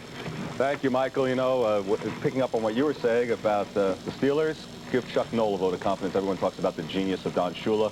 Don't forget Chuck Noll in Pittsburgh. That's it for halftime right now. I'm Len Berman, NFL 82 New York. We're going to send it back to the guys bringing you the game from the field. We'll be back later. Back at Pittsburgh, Terry Bradshaw is warming up that right arm. He's been using it a lot, as has Ken Anderson of the Cincinnati Bengals. It's been a kind of a wide-open football game, John. There hasn't been a whole lot of running in it so far. Well, they better not warm it up too long. It's going to get tired. Both players have thrown over 20 passes at halftime. On that scale, we're close to 100 balls for the afternoon, and I really think one of them that can run the ball effectively can take control of the pace of the game. But I haven't seen either side be able to do that. And if it doesn't happen, we may go into the hundreds as far as throwing the ball around is concerned. Well, I just flashed a number on the scoreboard here at Three Rivers that Terry Bradshaw has now thrown over 3,700 passes. He just passed Bobby Lane. I don't know where you've got to be up there somewhere. Well, that happens. Any quarterback that's played over 10 years, you're always going to get into that 3,800, 25. It matters how many passes you've completed, Don, not how many you've thrown. Bradshaw's also completed quite a few, and I think before he's through, he may be right up there with the Fran Tarkingtons and the John Unitas's, because it doesn't look to me like he's slowed down any. Now, he takes good care of himself, and as he has said himself, John, when somebody said you're going to pass Lane today a number of attempts, that all that tells me is I've been playing this an awful long time. Yeah, but he's playing it with enthusiasm, and I think when you're doing that, you're never too old. And And I remember a couple of years ago, as we look at the stats, 13 for 21 for Anderson, 11 for 21. They're really about similar. Neither side's run the ball effectively. Look at the yards rushing. They don't have 50 yards total for the two teams. Even though the Bengals have run for 34 yards, nothing really stands out in my mind. A few short yardage gains by Pete Johnson. That's about it. Well, the young men are back on the field. Most of them young. We've got a few of the veterans like Bradshaw, been in it for, 13 years, like Mel Blunt has. Ken Riley of Cincinnati has been in the league for 14 years now. And we're ready to play as Jim Bradshaw hit that 50-yard field goal for the only points of this game for Cincinnati. Is ready to kick it off. You remember his last kickoff, though, down to the goal line. It's Fred Bohannon who's waiting again. Ran it back 58 yards and ultimately set up the final points of the first half when Pittsburgh drove further down the field to kick the field goal. Breach into the ball. A high spinner won't carry that deep. Bohannon will take it at the 7-yard line. Return right. And Bohannon works his way out close to the 30-yard line, and there Pittsburgh will go on offense first and 10. All-pro Mike Webster will be down over the ball at center with his excellent guards to either side of him. Corson and Wolfley. At tackles, Pinney and Larry Brown, who the Steeler coaches say, number 79 at the top of your screen, the best offensive tackle in the league. Cincinnati thinks they have the best one, and Munoz, it is for certain, both are all-star quality offensive blockers, and Bradshaw appreciates him as Anderson does Munoz.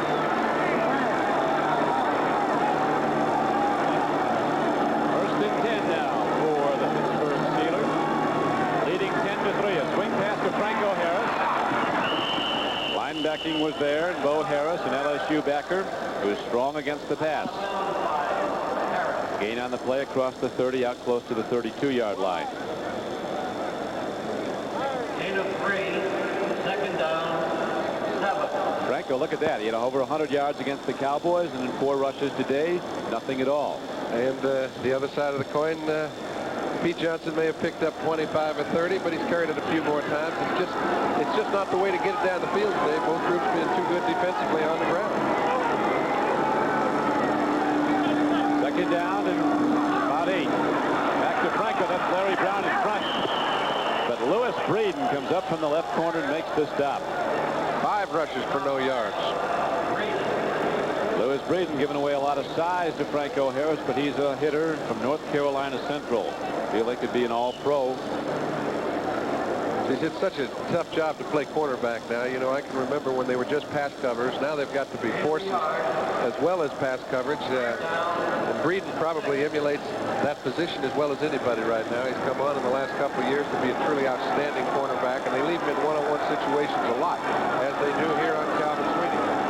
Breeden didn't play in the first game. He was out with an injury last week. Back in peak form, though, this second week. 3rd and 7. Bradshaw takes off, and he can roll. But he doesn't get the first down. Bradshaw crosses the 35-yard line out to the 37. He's one of the fastest Steelers, believe it or not, but they don't like to see him use it unless he has to, as he did there. Well, you know, he doesn't have very big shoulder pads, so you wonder why a quarterback doesn't use his shoulder to try and bull forward for yardage. Those shoulder pads are probably half the size of the linemen or the backs, and they really don't have much protection when they start off running. I think the only quarterback, John, that wears the big pads is Richard Todd of the Jets, who's a running quarterback at Alabama and got used to him. Goodson hits a spiral punt downfield. Again, Fuller catches it. And Ernest French is right there, number 20. Another of the Steeler rookies, a 34-yard punt. You saw the return. None at all. It stopped right there. You've seen a lot of outstanding plays from that number over the years. Yep, that's right. Rocky Blyer's old number. That's how French made the team with special teams play like that in the preseason. They give you Rock's number, you better play good. They say if the Steelers try to retire all their great numbers, they wouldn't have any left. That's the truth. First down and 10 now for Cincinnati. Bengals trailing 10-3. Pitch back to Charles Alexander. He's to the 30 and lost 2 yards. John Goodman, number 95, was on the stop. Second-year player from Oklahoma.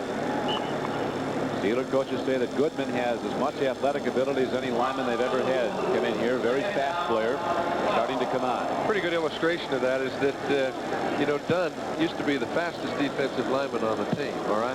Well, right now, he's the slowest of the starters. So they have improved their speed. They're getting to the passer there a little bit suspect, and I imagine they'll pick up as the year goes on. Interesting point.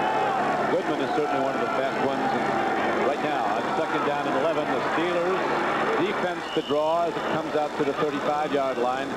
Pete Johnson running the ball, and he'll bring up third down and close to 7, between 6 and 7 yards to go for the first down. Do you get the feeling that when Forrest Gregg went in at halftime, he said, fellas, I don't care what we do, we're going to move the ball on the ground. And if we're not effective doing that, we just can't beat them. Might be some truth to that. Well, they moved it well in the first half passing, but then they come up with the big turnovers twice. Shell intercepted Ken Anderson. Third down now. Third and 7. Anderson looks at Archie Griffin. Archie Griffin sprints ahead for a first down, just as he did, you remember, in the second quarter when he ripped off that 16-yard gainer. As Archie wired for sound as he came off the sideline. Well, it looked to me like Archie ran a beautiful pass route, but also when he ran it, the man that was supposed to make the play, Fairweather, let him get just too big a lead. We've heard about what a great defensive linebacker this guy will be. But the mistakes you make in your first couple of years is you give yourself too much credit for being able to cover territory, and a guy like Archie Griffin is going to get away from it. Fairweather from the College of Pacific, and now University of Pacific. Third-round draft choice. Alexander goes into a hole, but a linebacker was jamming it. Gary Dunn led the tacklers along with Lauren Taves, 51. So a first down carry results in almost no yardage at all. It'll be second down, keep it at 10. We have 11:25 to play in the third quarter. The Steelers and the Bengals from the AFC Central, the first of 2 meetings. They'll meet again in late October, October 31 at Cincinnati. The Bengals in white have beaten the Pittsburgh Steelers, and every Steelers fan and Bengal fan is aware the last 4 times they've played.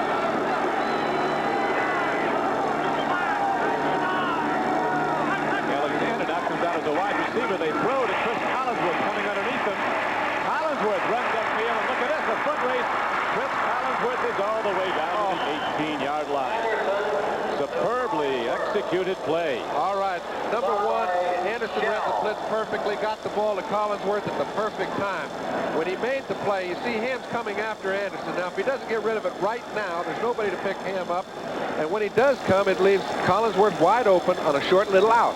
He throws the ball to him perfectly, gets a chance to square up his shoulders, dissects the secondary, picks up a big gainer, and then got it first and 10 inside the 20. 37-yard gainer for Collinsworth.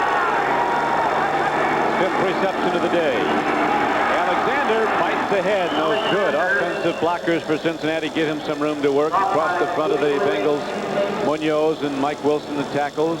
Lapham and Montoya the guards. Blair Bush the center. Dan Ross, an excellent blocker at tight end for Cincinnati. Game clock winds under 10 minutes to play in the third quarter. 9:55 to play. Everything we expected it to be, our head-knocking, hard-rocking AFC Central game.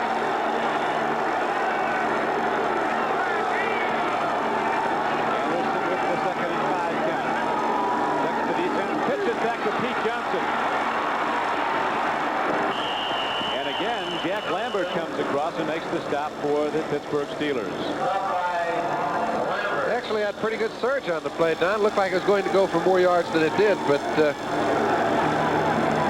not badly defensed. Good to see that Jack Ham is in the game after he had his knee looked at. Ham, Taves, Lambert, and Cole, the defensive backers in the basic 3-4 alignment. Although Pittsburgh, like Cincinnati, changes its defenses so often depending on down and yardage. Right now, it's going to be 3rd down and 2 for the Bengals. A touchdown here if they can take it in, and the extra point would tie this game at 10. Pittsburgh leading by 7.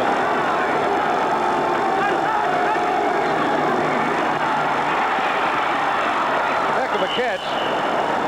They always seem to keep the ball low when he gets in that zone, so he can't intercepted. He's a great guy going down low. It's nice to throw it low, but that one was a little too low. That's overdoing it a bit. I don't think Collinsworth would, you know, he's got no linebacker sitting in between him and Anderson. So when Kenny throws the ball, he doesn't have to throw it quite as low as he did. He puts it down so it won't be picked off. But if he hits him on the run, he might have a touchdown. As it was, his 6th reception takes the ball down to the 6-yard line. So the Bengals are really threatening now on their first possession of the second half, driving down the field. Handoff. Pete Johnson, he's down to the 2-yard line. It'll be 2nd and goal from there. That was the most impressive running play they've had all day, because they made it right up the middle of the gut where they've got some strong people, and they made 4 or 5 yards. That's a very tough place to do it. Our football going right at the Steeler defense. Chuck Noll is 50 years old, as is the Pittsburgh franchise. Both came into being in 1932. 2nd and goal, Cincinnati. Charles Alexander didn't get in. The 3rd and goal from about a yard out. And if he didn't get in, it's just because Jack Lambert made a fine save as he started to spin off the tacklers at the point of attack. Lambert was there. Number 58. Keep a good look. It looks like Alexander's going to spin away from his initial contact. Ball. Johnny Shell came up. Keep him out of there. 7 straight years in the Pro Bowl, and Lambert just showed why, stopping a touchdown run, but the Bengals still with 2 more chances added as the Steelers dig in up front. Linebackers fill the gap. Handoff. Pete Johnson. Did he get there? No hands go up. Yeah, he got there. Yep, there's the man coming in, says that Pete Johnson broke the plane of the goal, and the Bengals have their first touchdown of the day and the extra point. Now, if they can hit it, we'll tie this game. Wasn't way in there, but I do think he crossed the plane. That's all need be done. So now we move into a deadlock if Jim Breach can hit the extra point. And that's about the way the game is going. The left side of the line gets pretty darn good offensive surge. Alexander actually stops his penetration and almost keeps him from being able to get into the end zone just by trying to lead block. Sometimes too many. That final yard was the longest.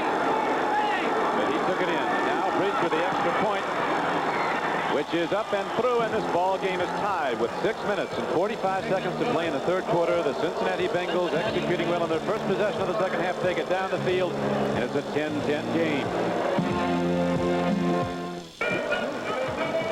This 1982 National Football League game is brought to you by the new Chrysler Corporation. Chrysler has the cars, the quality, and the prices America needs. By Visa, the most widely recognized name in the world for travel, shopping, and cash.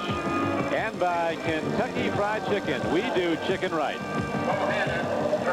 With John Brody, this is Don Crickey on a beautiful September day at Three River Stadium, Pittsburgh, Pennsylvania. The Bengals have just tied this game at 10-all, and here's Breach's kickoff to Fred Bohannon to the 20. He's a threat. Penalty marker down. Somebody on the Steelers might be guilty of an illegal block. 6:35 to play in the 3rd quarter. Interesting, John, we were talking at halftime about these teams throwing the ball all the time and not running, and Cincinnati comes out looking to go to that running game, and that's what really maintained possession. Well, I think they ran it at least effective enough to be able to complement their throwing. It allowed the linebackers to at least stay home.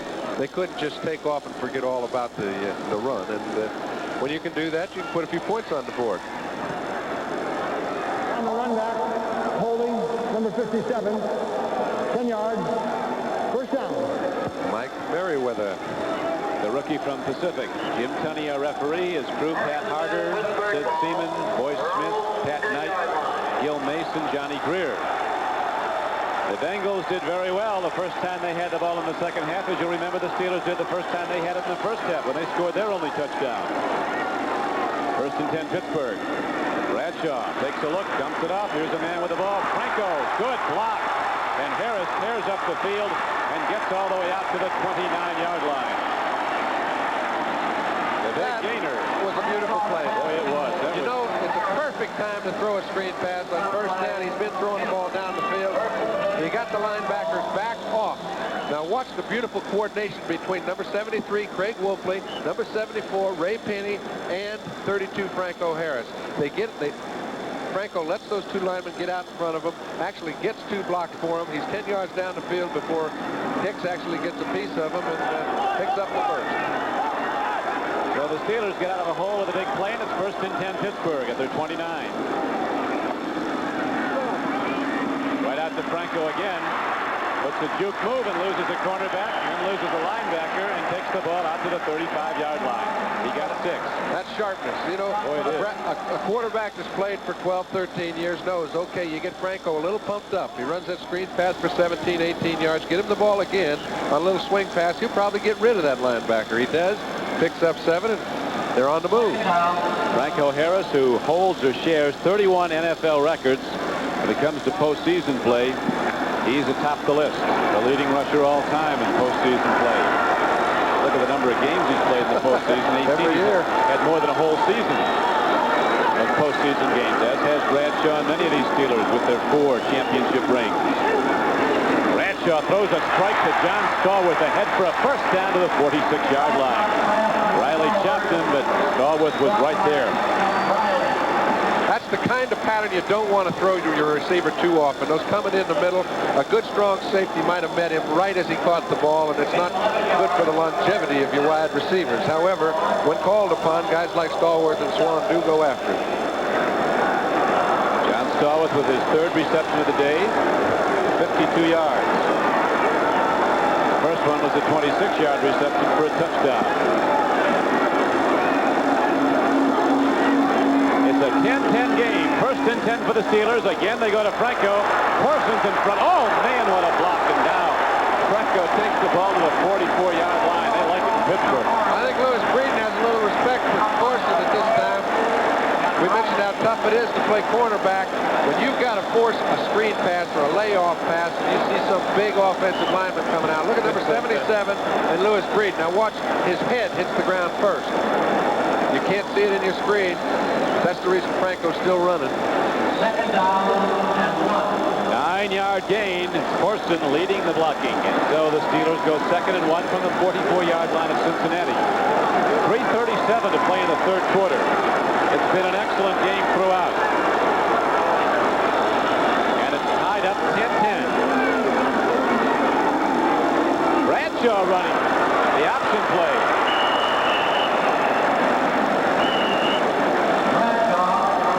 They might not go back to that one, John. I don't think they called an option. What happened was Franco got a little confused because he stood in his place when the ball was snapped, and no fullback does that. You go one way or the other. 3rd down and 1. No gain. That'll make it 3rd and 1. Those big offensive linemen of the Steelers. Kinney and Brown, Wolfley and Corson and Webster line up. Ready to try to move out. That front 3, now the front 5 of Cincinnati on the short yardage. Pollard gets the first down and some more. Frank Pollard gets down to the 39-yard line. Game is heating up a little.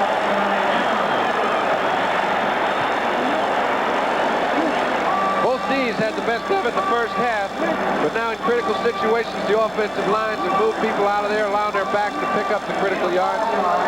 Pollard picked up 5 in the 3rd and 1, and they've got a first inside the 40.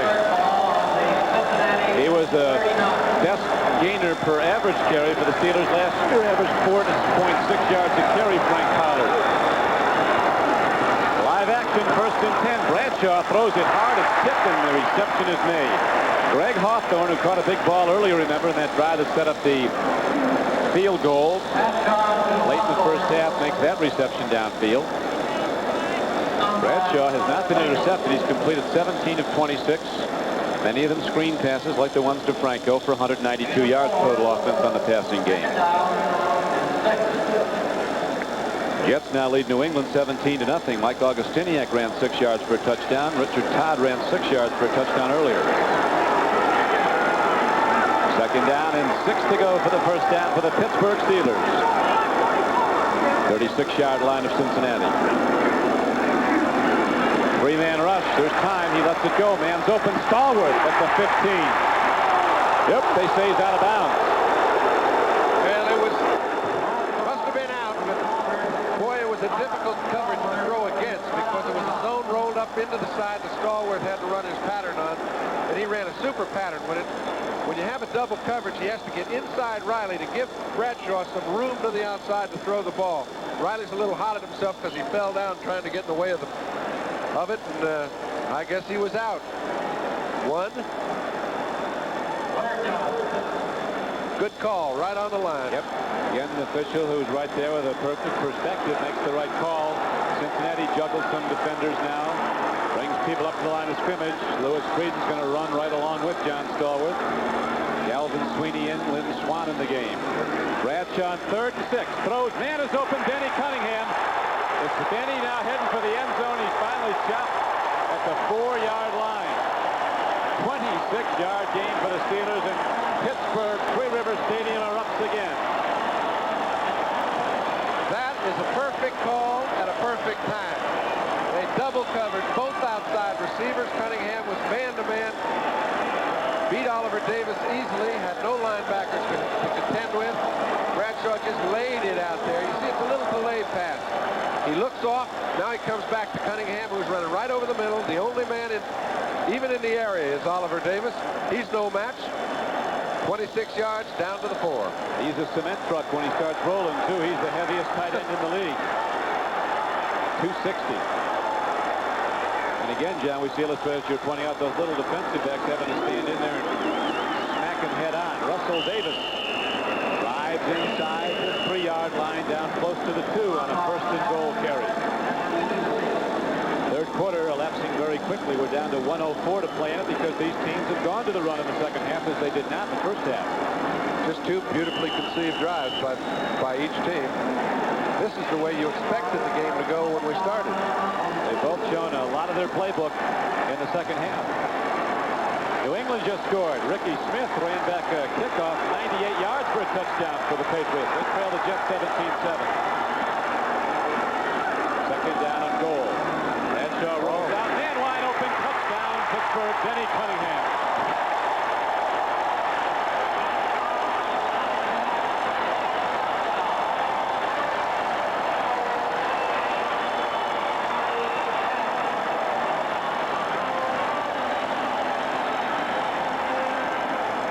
Excellent play, Don.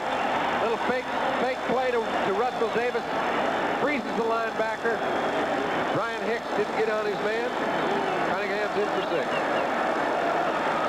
Well, that was a fine play. Extra point is up.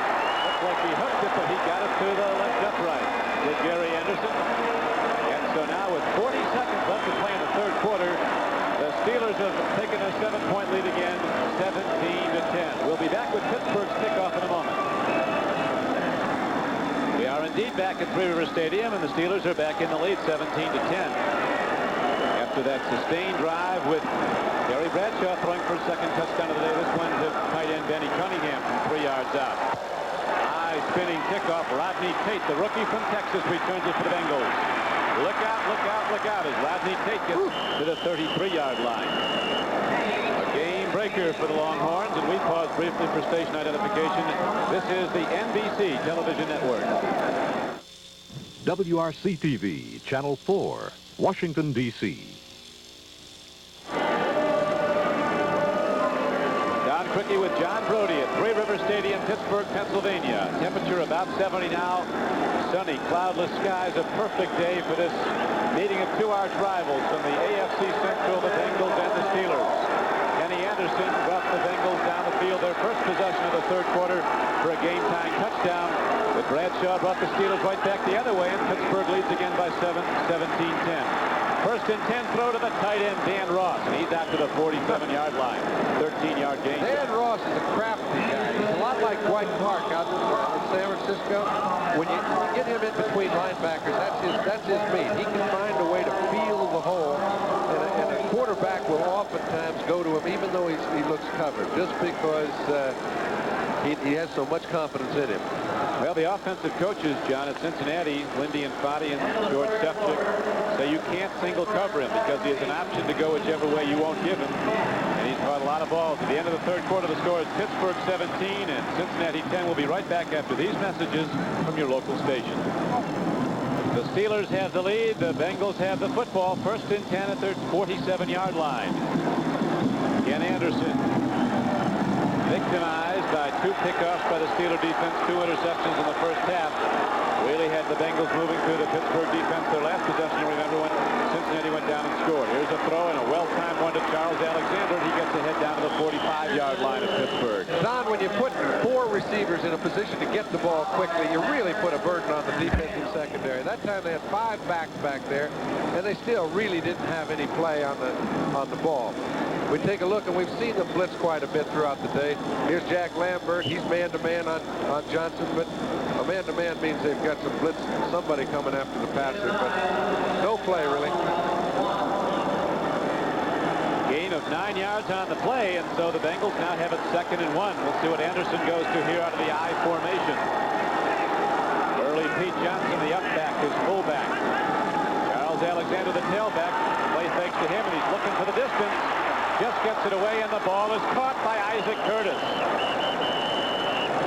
Wayne Woodruff knocks him down, but the Bengals take it for a 23-yard gain. That is such a super play by Isaac Curtis. Here's Anderson going back to throw. Curtis is at the top of your screen. Now watch. He's trying to clear out through the secondary. They've got a strong safety on the tight end. It's an in and out coverage. Curtis sees that Anderson's trying to find a hole to throw the ball. He scoots over to the left side. Perfectly thrown ball, picks up a first.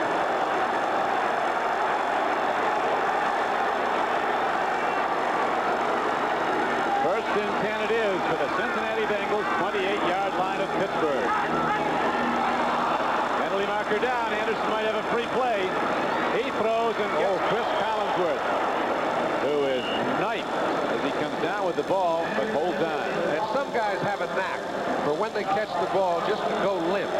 And they stay away from injury a whole lot more often by just going limp, letting that defender knock you anywhere he decides to, and get up, see if you can't come back for the next play. Well, that's exactly what happened. Ron Johnson hammered him, and Collinsworth is up for the next play, although I don't know if he's real enthusiastic. We think. That's right. He's up, but we're not sure he's at him. He's something.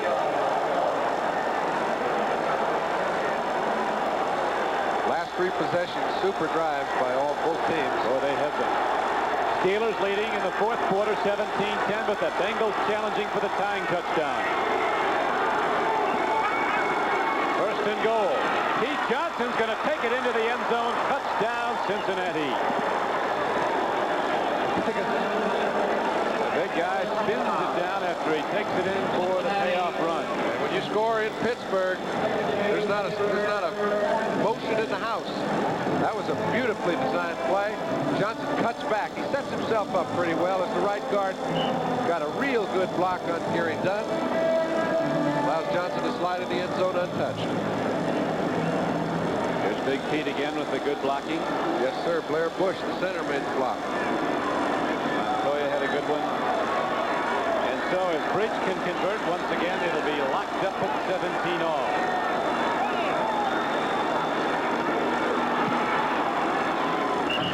Tie game with 13-18 left to play. We're going to go down to the wire in this one. The Pittsburgh Steelers will be receiving after this message. Go Bengals, and the Bengals just did. 67 yards in 5 plays with Pete Johnson up the gut into the end zone for the tying touchdown in the 17-17 game. 13-18 left to play. Jim Breach, after the extra point, hits a line drive down the field. It's taken by Rick Moser. He's to the 25, to the 30, and the Steelers go on offense there. Moser was in there to block for Fred Bohannon. They don't want to see Bohannon get the ball in his kickoffs anymore, not after that 58-yard return late in the second quarter. I don't blame him. He has one way to go, right straight up the gut. If he breaks, he's one of those guys that's dangerous enough to where if he breaks the seam, he's liable to go all the way.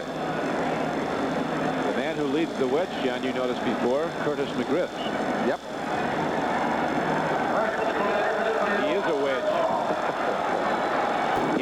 gain. Go 1st and 10 from the 31. Right back on top. Bradshaw swings it out. There is Franco. The juke step, and he dives ahead for only a couple of yards. Lewis Breeden tackled him. Didn't let him get away. The pennant race is coming down the stretch. Montreal, as you see, over the Cubs, 4-3. Pirates are leading the Phillies 7-1 in the 3rd inning.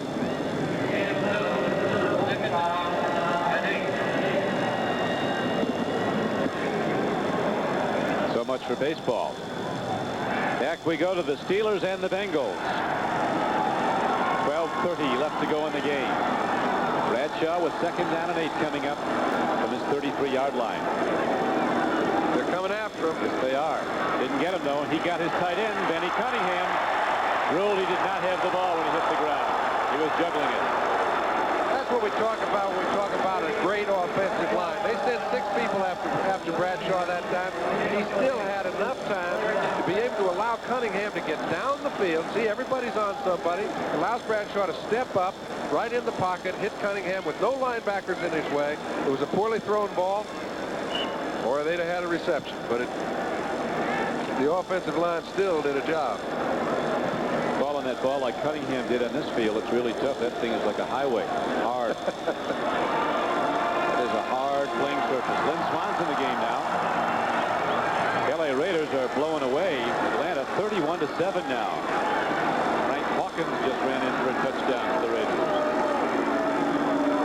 3rd and 8 for Pittsburgh. Here's the rush. Here's the throw. Calvin Sweeney, 1st down. Steelers at the 45-yard line of Pittsburgh. Lewis Breeden made the tackle. Bradshaw didn't get to see that completion, but he likes the cheers. 10-yard gain, 1st down. But what he did is he hung in there long enough. See, they're coming after him again. They can't let him sit back there in that rocking chair. That was a safety blitz. Bobby Kemp came in and made the hit. But when he does, he also leaves that area wide open. Somebody once asked Bradshaw, is he concerned about all the contact getting injured? So that's why I play football. I like the contact. But if you ask him, just you and him, he might not say it quite so loudly. There is a limit. Gets it away to Franco. Leclerc tries to get him and misses. And Harris, once he gets going, can really sprint. And Franco takes it across midfield and down to the 46-yard line of the Bengals. Reggie Williams finally knocked him down, but on a 1st down play, the Bengals get almost 9. Just a simple little Steelers. It's a little layoff. He wanted to go down the field, but he can't do it. He's rushed out of the pocket by Edwards. When he does, he throws it over to Franco. Now, you give him the ball 4 times and 2 upfield breaks. When he does, he'll pick up the 8 or 9 yards. And the game clock winds down to 11 minutes to play in the 4th quarter. It is tied 17-17. Pittsburgh led at the half, 10-3. Bradshaw has thrown for 244 yards, has completed 22 of 33, and has not been intercepted. 2 of his completions for touchdowns. Pump faking, he looks, he's got a man. Pollard goes up for it, can't come down. Now, while we have a moment, let's swing back to New York to NFL 82. This is Len Berman, NFL 82 in New York. And do you want to see the longest touchdown of the year? Here it is. Ricky Smith, the rookie from Alabama State for the Patriots. The kickoff return, he's gone 98 yards. The Patriots close to within 17-7 of the Jets. That's in the 3rd quarter. Let's go back to Don Criqui. Thank you, Len. Here with John Brody at Three Rivers Stadium in Pittsburgh, Pennsylvania. 3rd down and 1 now for the Steelers and Terry Bradshaw. 46-yard line of the Bengals. Pollard, he wanted it. He got it. Looks like. Blair's a little mad at himself. He found a slot, and it looked like he was going to make a great play, and just couldn't get a big enough piece of Pollard, and I'm sure he picked up the 1st down. He did.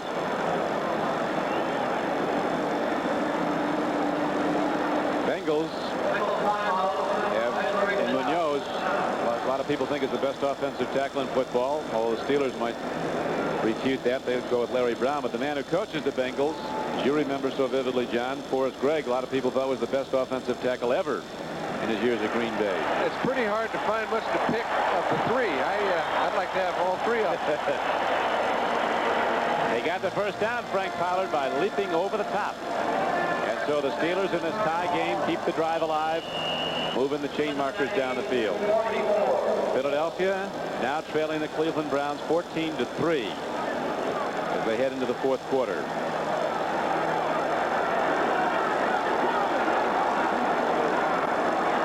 Steelers looking to put up points and break this tie as Hawthorne goes in motion. Bradshaw looking deep. Lets her go long. Going for the ball is Hawthorne. Almost intercepted. Bengals converging on the football.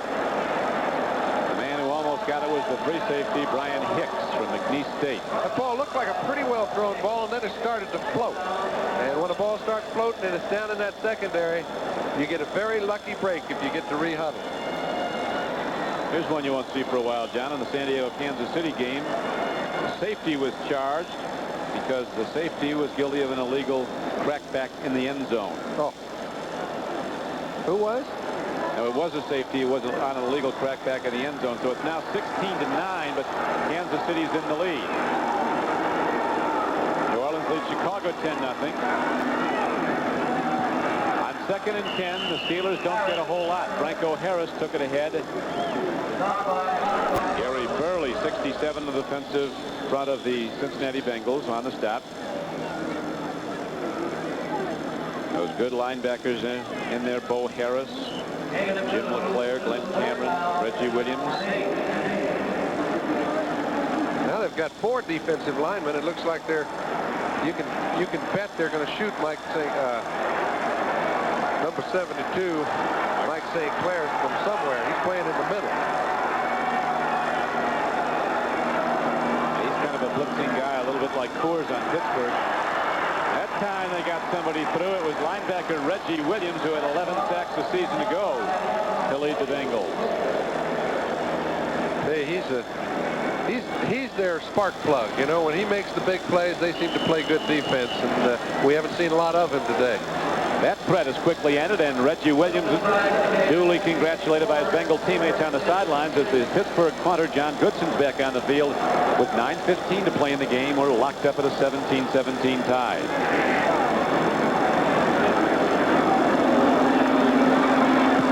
Goodson really unloads.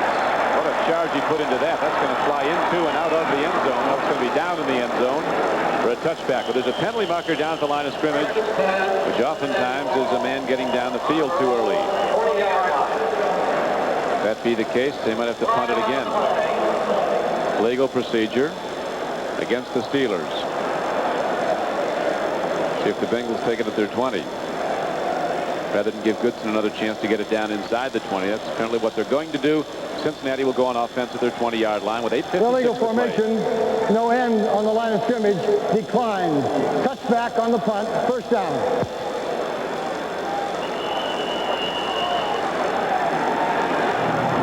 So the Bengals decline the penalty. They'll go on offense 1st and 10 at their 20 in this tie game in a moment. We are back at Three River Stadium. That is the game clock. 8:56 showing on it in the 4th quarter, and we're tied up 17 all. So there is more than a slight possibility this could go into an extra session if they're locked up at the end. Go to that OT. The Bengals and the Steelers. Cincinnati taking over the ball after the punt into the end zone. Bengals going on offense 1st and 10 at their 20. They've moved the ball with much more consistency in the second half.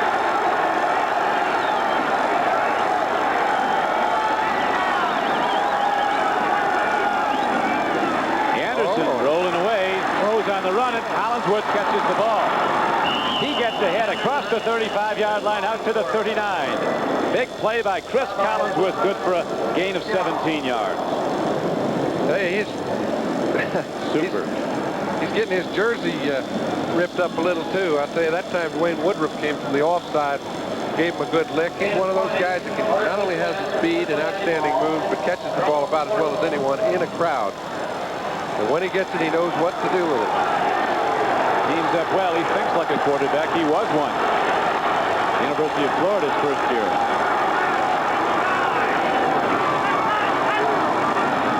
Anderson to throw again on 1st down. He too can run, but only when he has to. Look at this. Threw it over the line. You're right. There's a penalty marker down. It's a tough penalty. Lost it down. He was about a foot over the line of scrimmage, if you take a look, and it's amazing how he knew it just when he threw it, that he had gone too far. Expensive penalty, you lose the down. 3rd and 10. I think it's going to be about 3rd and 14. Oh, they got to mark off. Yeah. because they're going to take it from where he was in front of the line of scrimmage. So if they said he gained a yard before he threw it, they'll take it back 10. Illegal forward pass. Number 14 beyond the line of scrimmage when he threw the ball. 5 yards, loss of down. 5 and loss of down. An expensive penalty for the Cincinnati Bengals. So instead of, it was a 1st and 10 play and a perfect throw to Cris Collinsworth. From the spot of the pass. 2nd down. 2nd down and 15.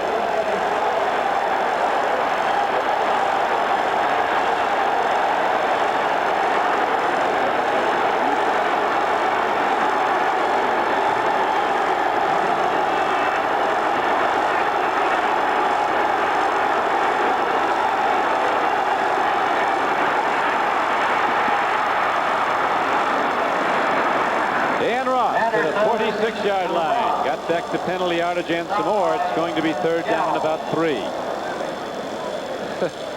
Boy, that's hard to hang in there when you know they're coming. He had 6 of them coming after him. He waited just long enough to let Ross get open, hit him perfectly, and now they've got about 3 to go for the 1st. Take a look back there. You see, it's a late blitz by the linebackers. They're not in a pass drop, so they're trying to get after Anderson. Just before they get him, he finds the receiver in the middle of the field. 3rd and 3, Cincinnati. Bengal 47. The game is tied 17 all. Here they come. Out to Pete Johnson. He's got a head inside the 40 and inside the 35-yard line where Woodruff finally knocks him out of bounds. It was a 22-yard gain. Another big play as the Bengals drive on. That is the chance you take when you try to get to the quarterback. They said 7 people after Anderson. He had 5 people out for a pass. Not enough to pick up, but 1 man running all alone. Take a look. Here they all come. When you do that, you have to make sure that you watch that fullback sliding out of the backfield. The end man on the line of scrimmage is usually the man responsible. He did not pick him up. Pete was running all alone. They've got it inside the 41st and 10. Johnson with his 2nd reception of the day. Gets for 22 yards and a 1st down as the Bengals start to challenge now in this tie game. Back to Johnson. This time the Steelers close it right down. Edmund Nelson, who was the Steelers, believe it or not, best defensive lineman in the preseason, even though he was a rookie and drafted in the 7th round. Was in on that play number 64 to make the tackle.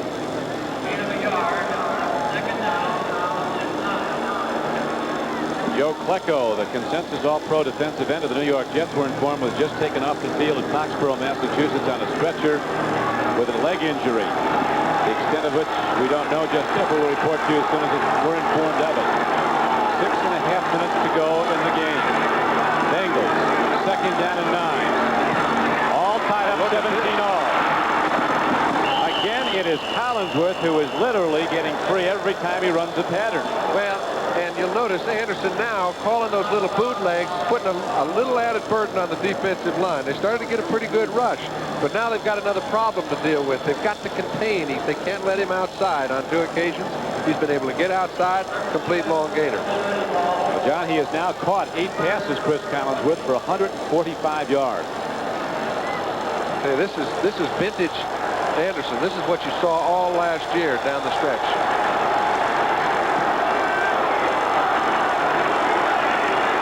11 down for 9 receptions, whatever. He's having a big day. 8 is the correct number. Pete Johnson on 1st down feels the full course of the Steelers' defensive front, led by 65 Tom Beasley and 64 Edmund Nelson. Pete Johnson has now run 15 times. The yards have not come easy. He's gained 47. And you see the game clock at the top of your screen winding down under 6 minutes.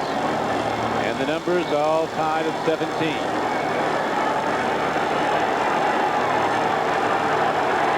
2nd down and 10 for the Cincinnati Bengals. 20-yard line of Pittsburgh.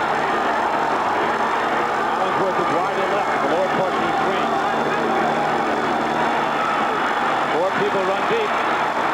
The throw, and Dan Ross, the tight end, comes up with the football inside the 15-yard line. Boy, that's frustrating, I bet, if you're a Jack Lambert. Now, Ross is just making catch after catch with people hanging all over him. There's nothing you can do to defend against a guy like that. Anderson's hanging in there. His offensive line's giving him a little bit more time.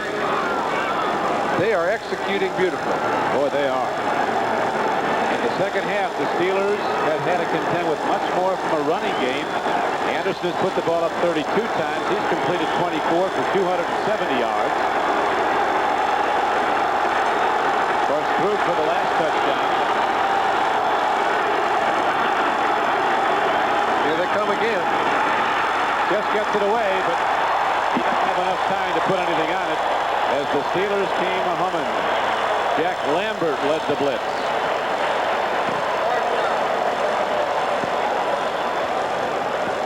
They're certainly not hiding any. They've got 7 guys standing at the line of scrimmage, all of them in a starter stance, letting Anderson know they're coming after him. Lambert snuck through the guard and center position and got Anderson before he could set up. Good defensive play to stop a fine drive. And now we'll see Jim Breach with Kreider holding try a 31-yard field goal, almost 32 yards.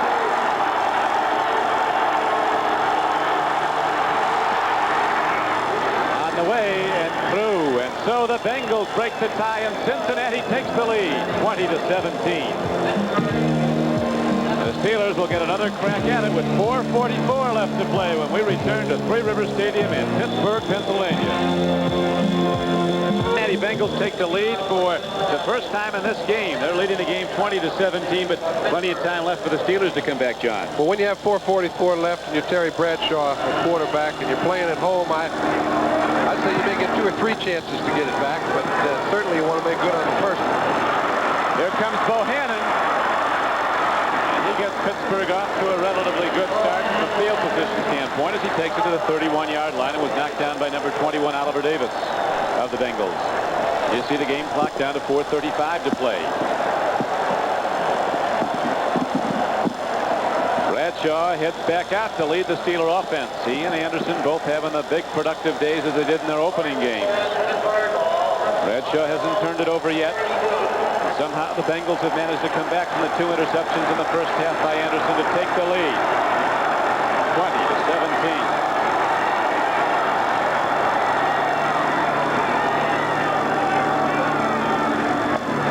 Swing pass to Pollard. But safety Brian Hicks doesn't miss. Pollard did get ahead for some yards, though, advancing the ball close to the 35-yard line, a pickup of some 3 yards. 2nd and 7. Good alert play by the strong safety, because when you're in a situation where your team is blitzing, you're all alone out there. You better jump on the back quick. He did. That's the other thing. You see the blitz and all the people that are giving the quarterbacks problems. Those defensive backs are naked out there with all those receivers running. And they know it. Pete Johnson scoring both of Cincinnati's touchdowns in the 1-yard run and the 9-yard run. Now Bradshaw swings it out. He goes to Franco Harris. Diving to the 40. He'll be 2 yards short of a first down. And the clock continues to run down to 4:15 to play in the game and running. Los Angeles Raiders 31, Atlanta Falcons 14. They just scored at the Falcons when Barkowski threw to Bo Robinson. Dallas leading St. Louis 14-7. Cleveland 14-10, a leader over the Philadelphia Eagles in the 4th quarter. Cleveland Stadium. Kansas City leads San Diego 19-9. 3rd and 2. Bradshaw looks. Now he gets it to Franco Harris. He'll get the first down and more. Franco comes inside the 45-yard line of Cincinnati. 16-yard gain on 3rd down. What a beautiful play by Bradshaw. I mean, he went back there and twice his receiver was covered. His intended receiver was a crisscrossing pattern, trying to get him on a little delay pattern. Brought the ball back wisely, finally found his outlet. He's come off to his 3rd receiver about 4 times today, which leads me to believe he just keeps getting better. And Franco's catching the ball well. Sure is. When you practice it a little more, sometimes you get a little bit better at it. A really forceful new dimension in the Steeler offensive plan. A lot of throws short to Franco Harris. Russell Davis has to work real hard, but that Steeler offensive front did push Cincinnati off on the snap, and he got ahead for a couple. down to about the 43-yard line. Well, right now you can see that Pittsburgh's strategy is just, okay, we're going to take 4 downs to try and get the first down from there. They would not try a field goal from that area. So they're going to run the ball on first. They might even run it on this down, try to get it within 3 or 4 yards of the first. And their mind has already been made up what they're going to do on 4. Well, the clock is ticking. It's down to 2:26 to play in the game. Cincinnati's in the lead 20-17. Bradshaw throws. Greg Hawthorne catches the ball. It's a foot race, but Hawthorne is caught, but not until he attains first down yardage to the 26-yard line. Second week in a row, when they needed most, they call on 27, and he gets it for them.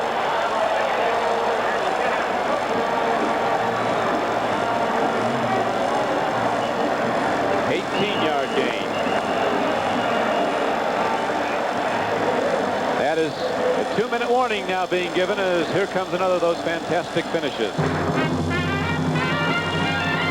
Alcoa presents Fantastic Finishes. 1978, Giants 17, Eagles 12. All Joe Pisarcik has to do is fall on it one more time. Wait a minute. What's this? A handoff. There's a fumble. The ball is loose. Herm Edwards grabs it and romps to victory.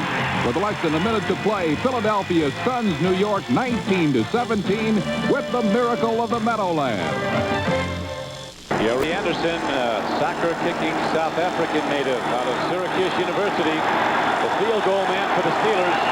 Right now, Pittsburgh trails by 3, but they hear an absolute roar of support cascade down from sold-out Three River Stadium. This has been playoff football quality. Chuck Noll and his Steelers coming up the big win over Dallas, leading this game much of the way. Now find themselves behind with 2 minutes to play. But the Steelers are challenging first and 10 at the 26-yard line of Cincinnati. Bradshaw looks again to Franco. To the outside, he gets down to the 25-yard line. A gain of just a yard. And the clock keeps on ticking. 1:43 left to play. And running. Could go to overtime, John Brody. Well, and they don't want to give Cincinnati too much time when they do score. Obviously, that's a secondary priority, but a consideration. Absolutely. It is a consideration. So Anderson on the sideline. 2nd and 9, Pittsburgh. Bradshaw going to get away from the rush this time as the Bengals pour through. Ross Browner, number 79, grabbed him. And the bad part for Pittsburgh is that it might have taken them out of field goal position. Now on 3rd down, they have to pick up 3 or 4 yards to get into a field goal position. So we're going to have a big down for the Steelers and the Bengals when we come back. With John Brody, this is Don Crickey back at Three River Stadium. Gary Anderson loosening up the right leg, which might be called on shortly for a field goal that would tie the game if successful. Right now, we have 3rd down coming up at 17 for Pittsburgh at the 34-yard line of Cincinnati. Bengals lead the game by 3. 1:19 to play. Bradshaw gets time. Throws on the run, hits his man, but it's not good for a first down. It is good for field goal range. Yes, sir. I know it's nice to have a Gary Anderson that can kick it for 55, but I'm sure he didn't want to be tested. This is safely within his range. It should be about 41 yards, and again, he's put on the spot. 55 seconds to go, and the Steelers contentedly letting the clock tick down. That's in all seatbelts. We could be going to OT. But first, this has to be good. Gary Anderson, a rookie, will kick. Rick Woods, a rookie, will hold. On the way, plenty of distance. Right through the middle. It's a tie game with 35 seconds to play. You saw the first guy out there.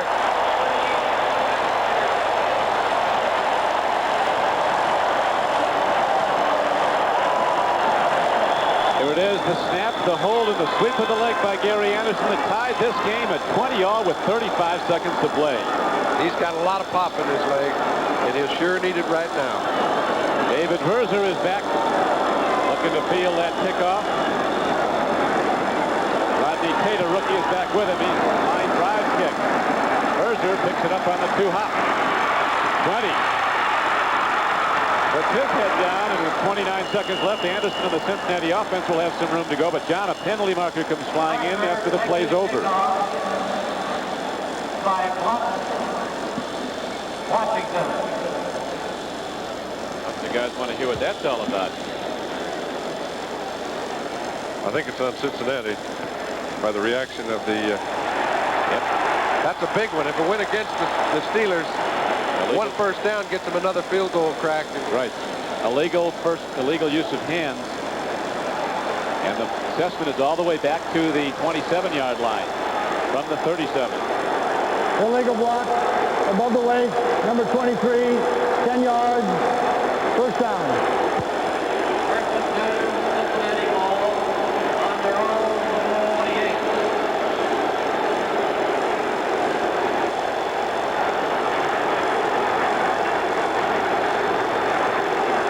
This is Don Cricky with John Brody. If our viewers in Cleveland want to apologize, who were supposed to be seeing another game, but the one you're looking at right now is a real good one. 28 seconds to play. It's tied up 20-20. The Bengals have the ball. First and 10 at their 27-yard line. 25 seconds left. Here's R.C. Griffin looking for the sideline. And he gets out of bounds at the 38-yard line with 19 seconds to play in the game. In regulation, I should say. This game looks like it's headed to overtime. Here's another penalty marker. Whoops, and Lambert's over there, and he had something to say to the official. Now, if it's against Pittsburgh, it gives Cincinnati a chance with 2 pass plays to get themselves in field goal position. And I do believe this one's against Pittsburgh because Lambert wouldn't be saying quite as much as he is if it wasn't going against him. Unsportsmanlike conduct.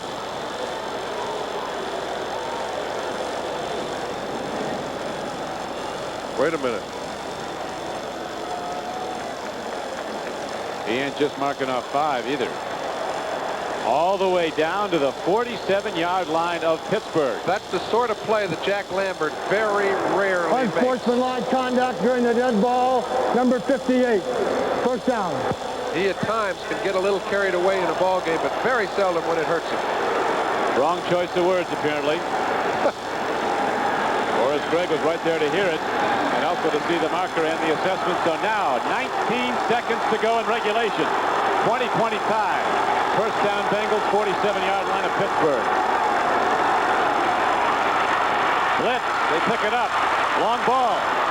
Kreider goes up to the moon and comes down inside the 25-yard line. Steve Kreider's first reception is a brilliant one. A 22-yard gainer, and the Bengals now have excellent field goal range. And we'll see what they elect to do with 11 seconds to go. And we return right after this. Jim Breach warming up. We're down to 11 seconds to go, and Jim Breach, who has hit very nicely on his 2 previous attempts of 50 and 35 yards on field goals, is going to be called on shortly, but the Bengals want to get in a little closer if they can. They might run it right to the middle of the field.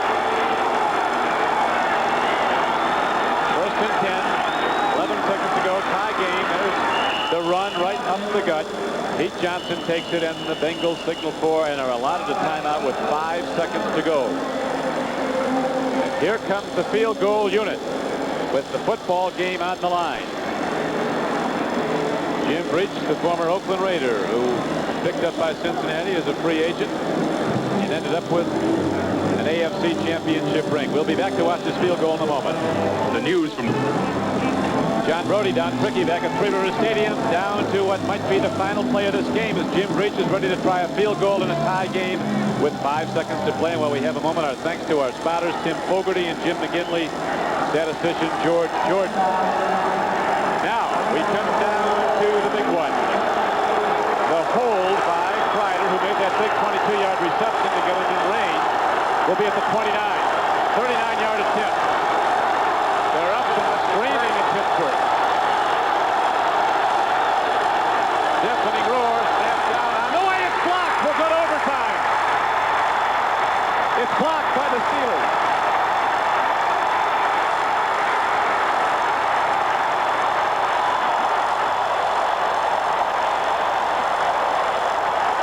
Look at these fans.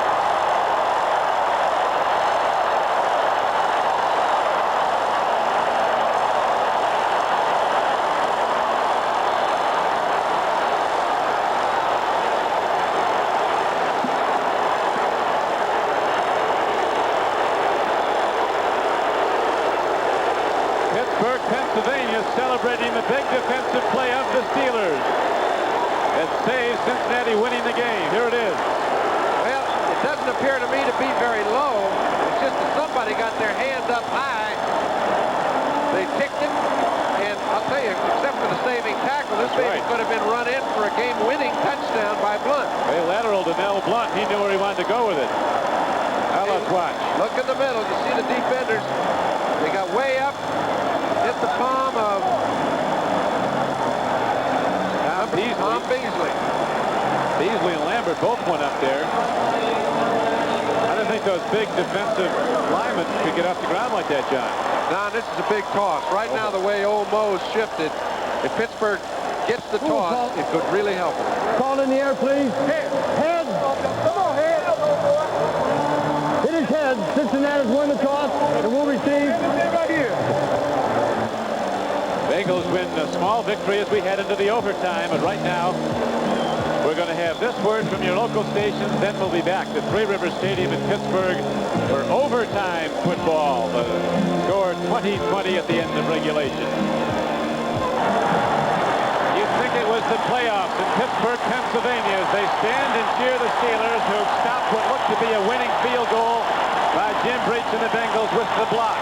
Now, the subsequent coin toss after regulation ended in the 20-20 tie, and we go to overtime. And Don, you know, the importance of this ball game may magnified, not only because it's an interdivision game, but also with the, you know, the not knowing, the uncertainty of the strike coming up. This could be the game that determines who goes into the playoffs if both these teams at season's end don't. Well, the Bengals won the coin toss. They'll have their receivers, David Verzer and Rodney Tate. Back is Gary Anderson, who hit the field goal for Pittsburgh that tied the game for the Steelers when they were down 2017, is ready to kick off. Boy, he unloaded, man, alive. They tell him, don't come out of there with that.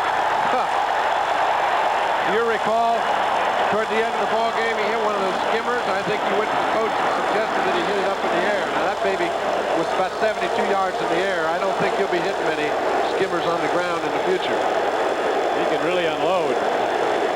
Very confident, they say, for a rookie. This young place kicker, native of South Africa from Syracuse, with the 7th-round draft choice of Buffalo, and picked just superbly in practices and scrimmages, but was 0 for 5 in preseason games, and they waived him, and the Steelers got him. Now in the regular season, he's been standout for Pittsburgh. Had 3 against the Cowboys. Bengals going offense first and 10. Overtime. 20-20 time. Anderson has a problem. Elusive. He's going to run and goes down at the 24-yard line. He got 4 yards on the run.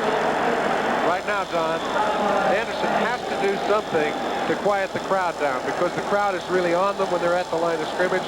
About one complete pass play for a first down will quiet things for a while. If they don't do that, they will be in a hole. Good point. That's what Anderson did running. Even despite those surgical knees, he's still a good runner, Kenny Anderson. And he, of course, has an array of great offensive players. Attack and defense from a variety of complex offensive formations. And now with 2nd and 6, we'll see if he goes to the pass. He does. Stands in. There's the rush. There's the throw. It's off the fingertips of Charles Alexander. 3rd down and 6. The Bengals can't make this go for a first down. Pittsburgh will get the ball for the first time in overtime. Kenny was just waiting, and waiting. It's a perfect way to set up a little dink pass. You see he's waiting. Now he comes to Alexander. He's waited as long as he can. Nobody around Alexander, just a little high. The Bengals, a team of tremendous offensive explosion, keyed around the right arm of Kenny Anderson, and this game could key around it on this play. Cincinnati must get the first down, or they'll have to punt the ball to Pittsburgh in overtime. 3rd and 6. Pittsburgh's coming. Here they come, and they're going to get Anderson. They gets away. He throws, it's intercepted. Dwayne Woodruff. He's going to go into the end zone. He's knocked out of bounds on the 5-yard line. But the Steelers have the ball. The 3rd interception of Anderson in overtime, and the Pittsburgh Steelers will have the ball. 1st and goal at the 3-yard line.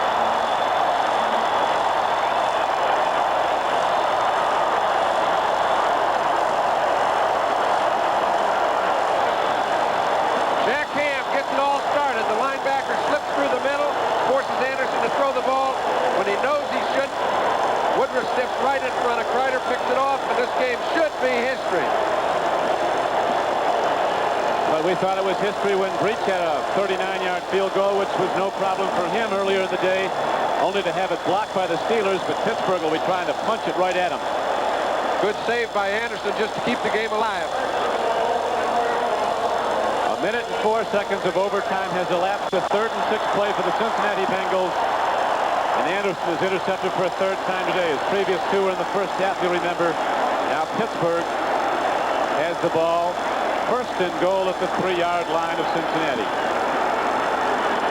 The Steelers come running out of the huddle. Webster down over the ball at center.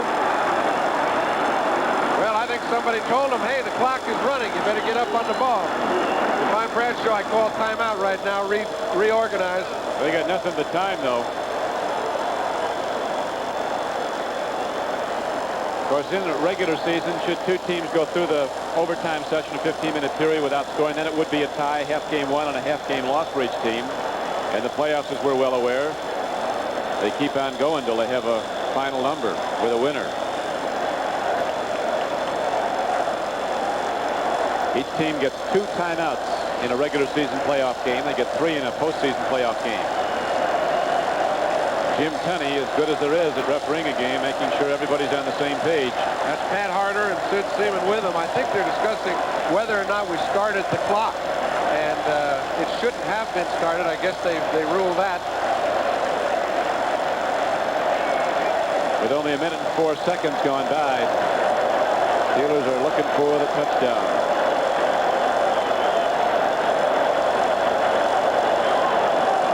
Terrible fouls in evidence here at Three River Stadium.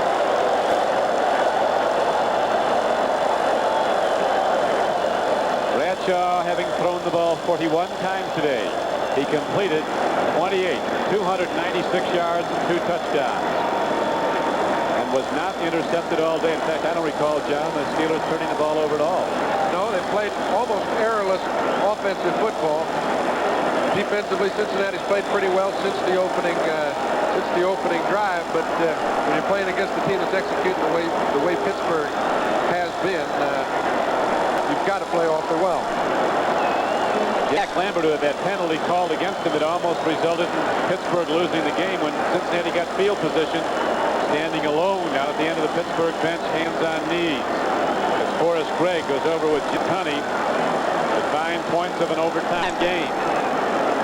Stallworth with 3 receptions today for 52 yards and a touchdown.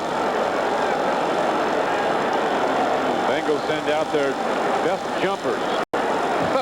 Got some good ones.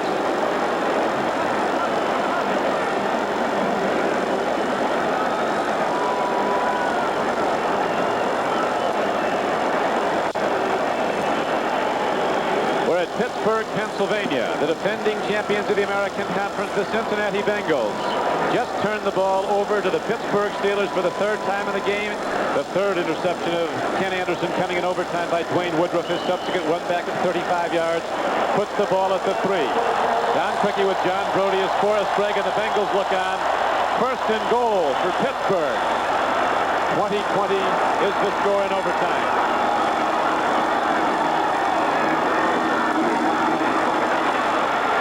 Game's over. Touchdown Steelers. John Stallworth. Bradshaw to Stallworth. Touchdown Steelers, and Pittsburgh wins again.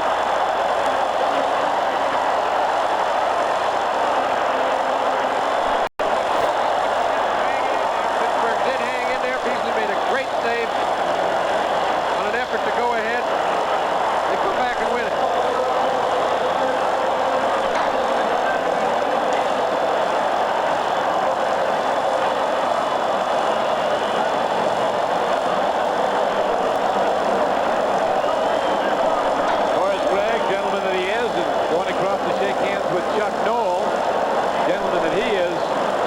Again, and the Steelers end the 4-game win streak of the Cincinnati Bengals against them. And the 2 great quarterbacks, Bradshaw and Anderson, both aware that there'll be another day.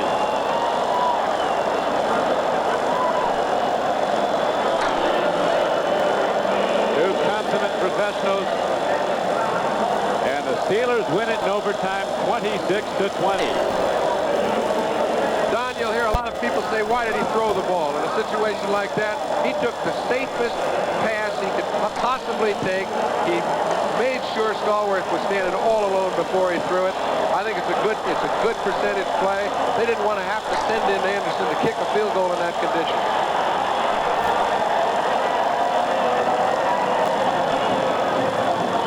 I think a party has started here in Pittsburgh, PA.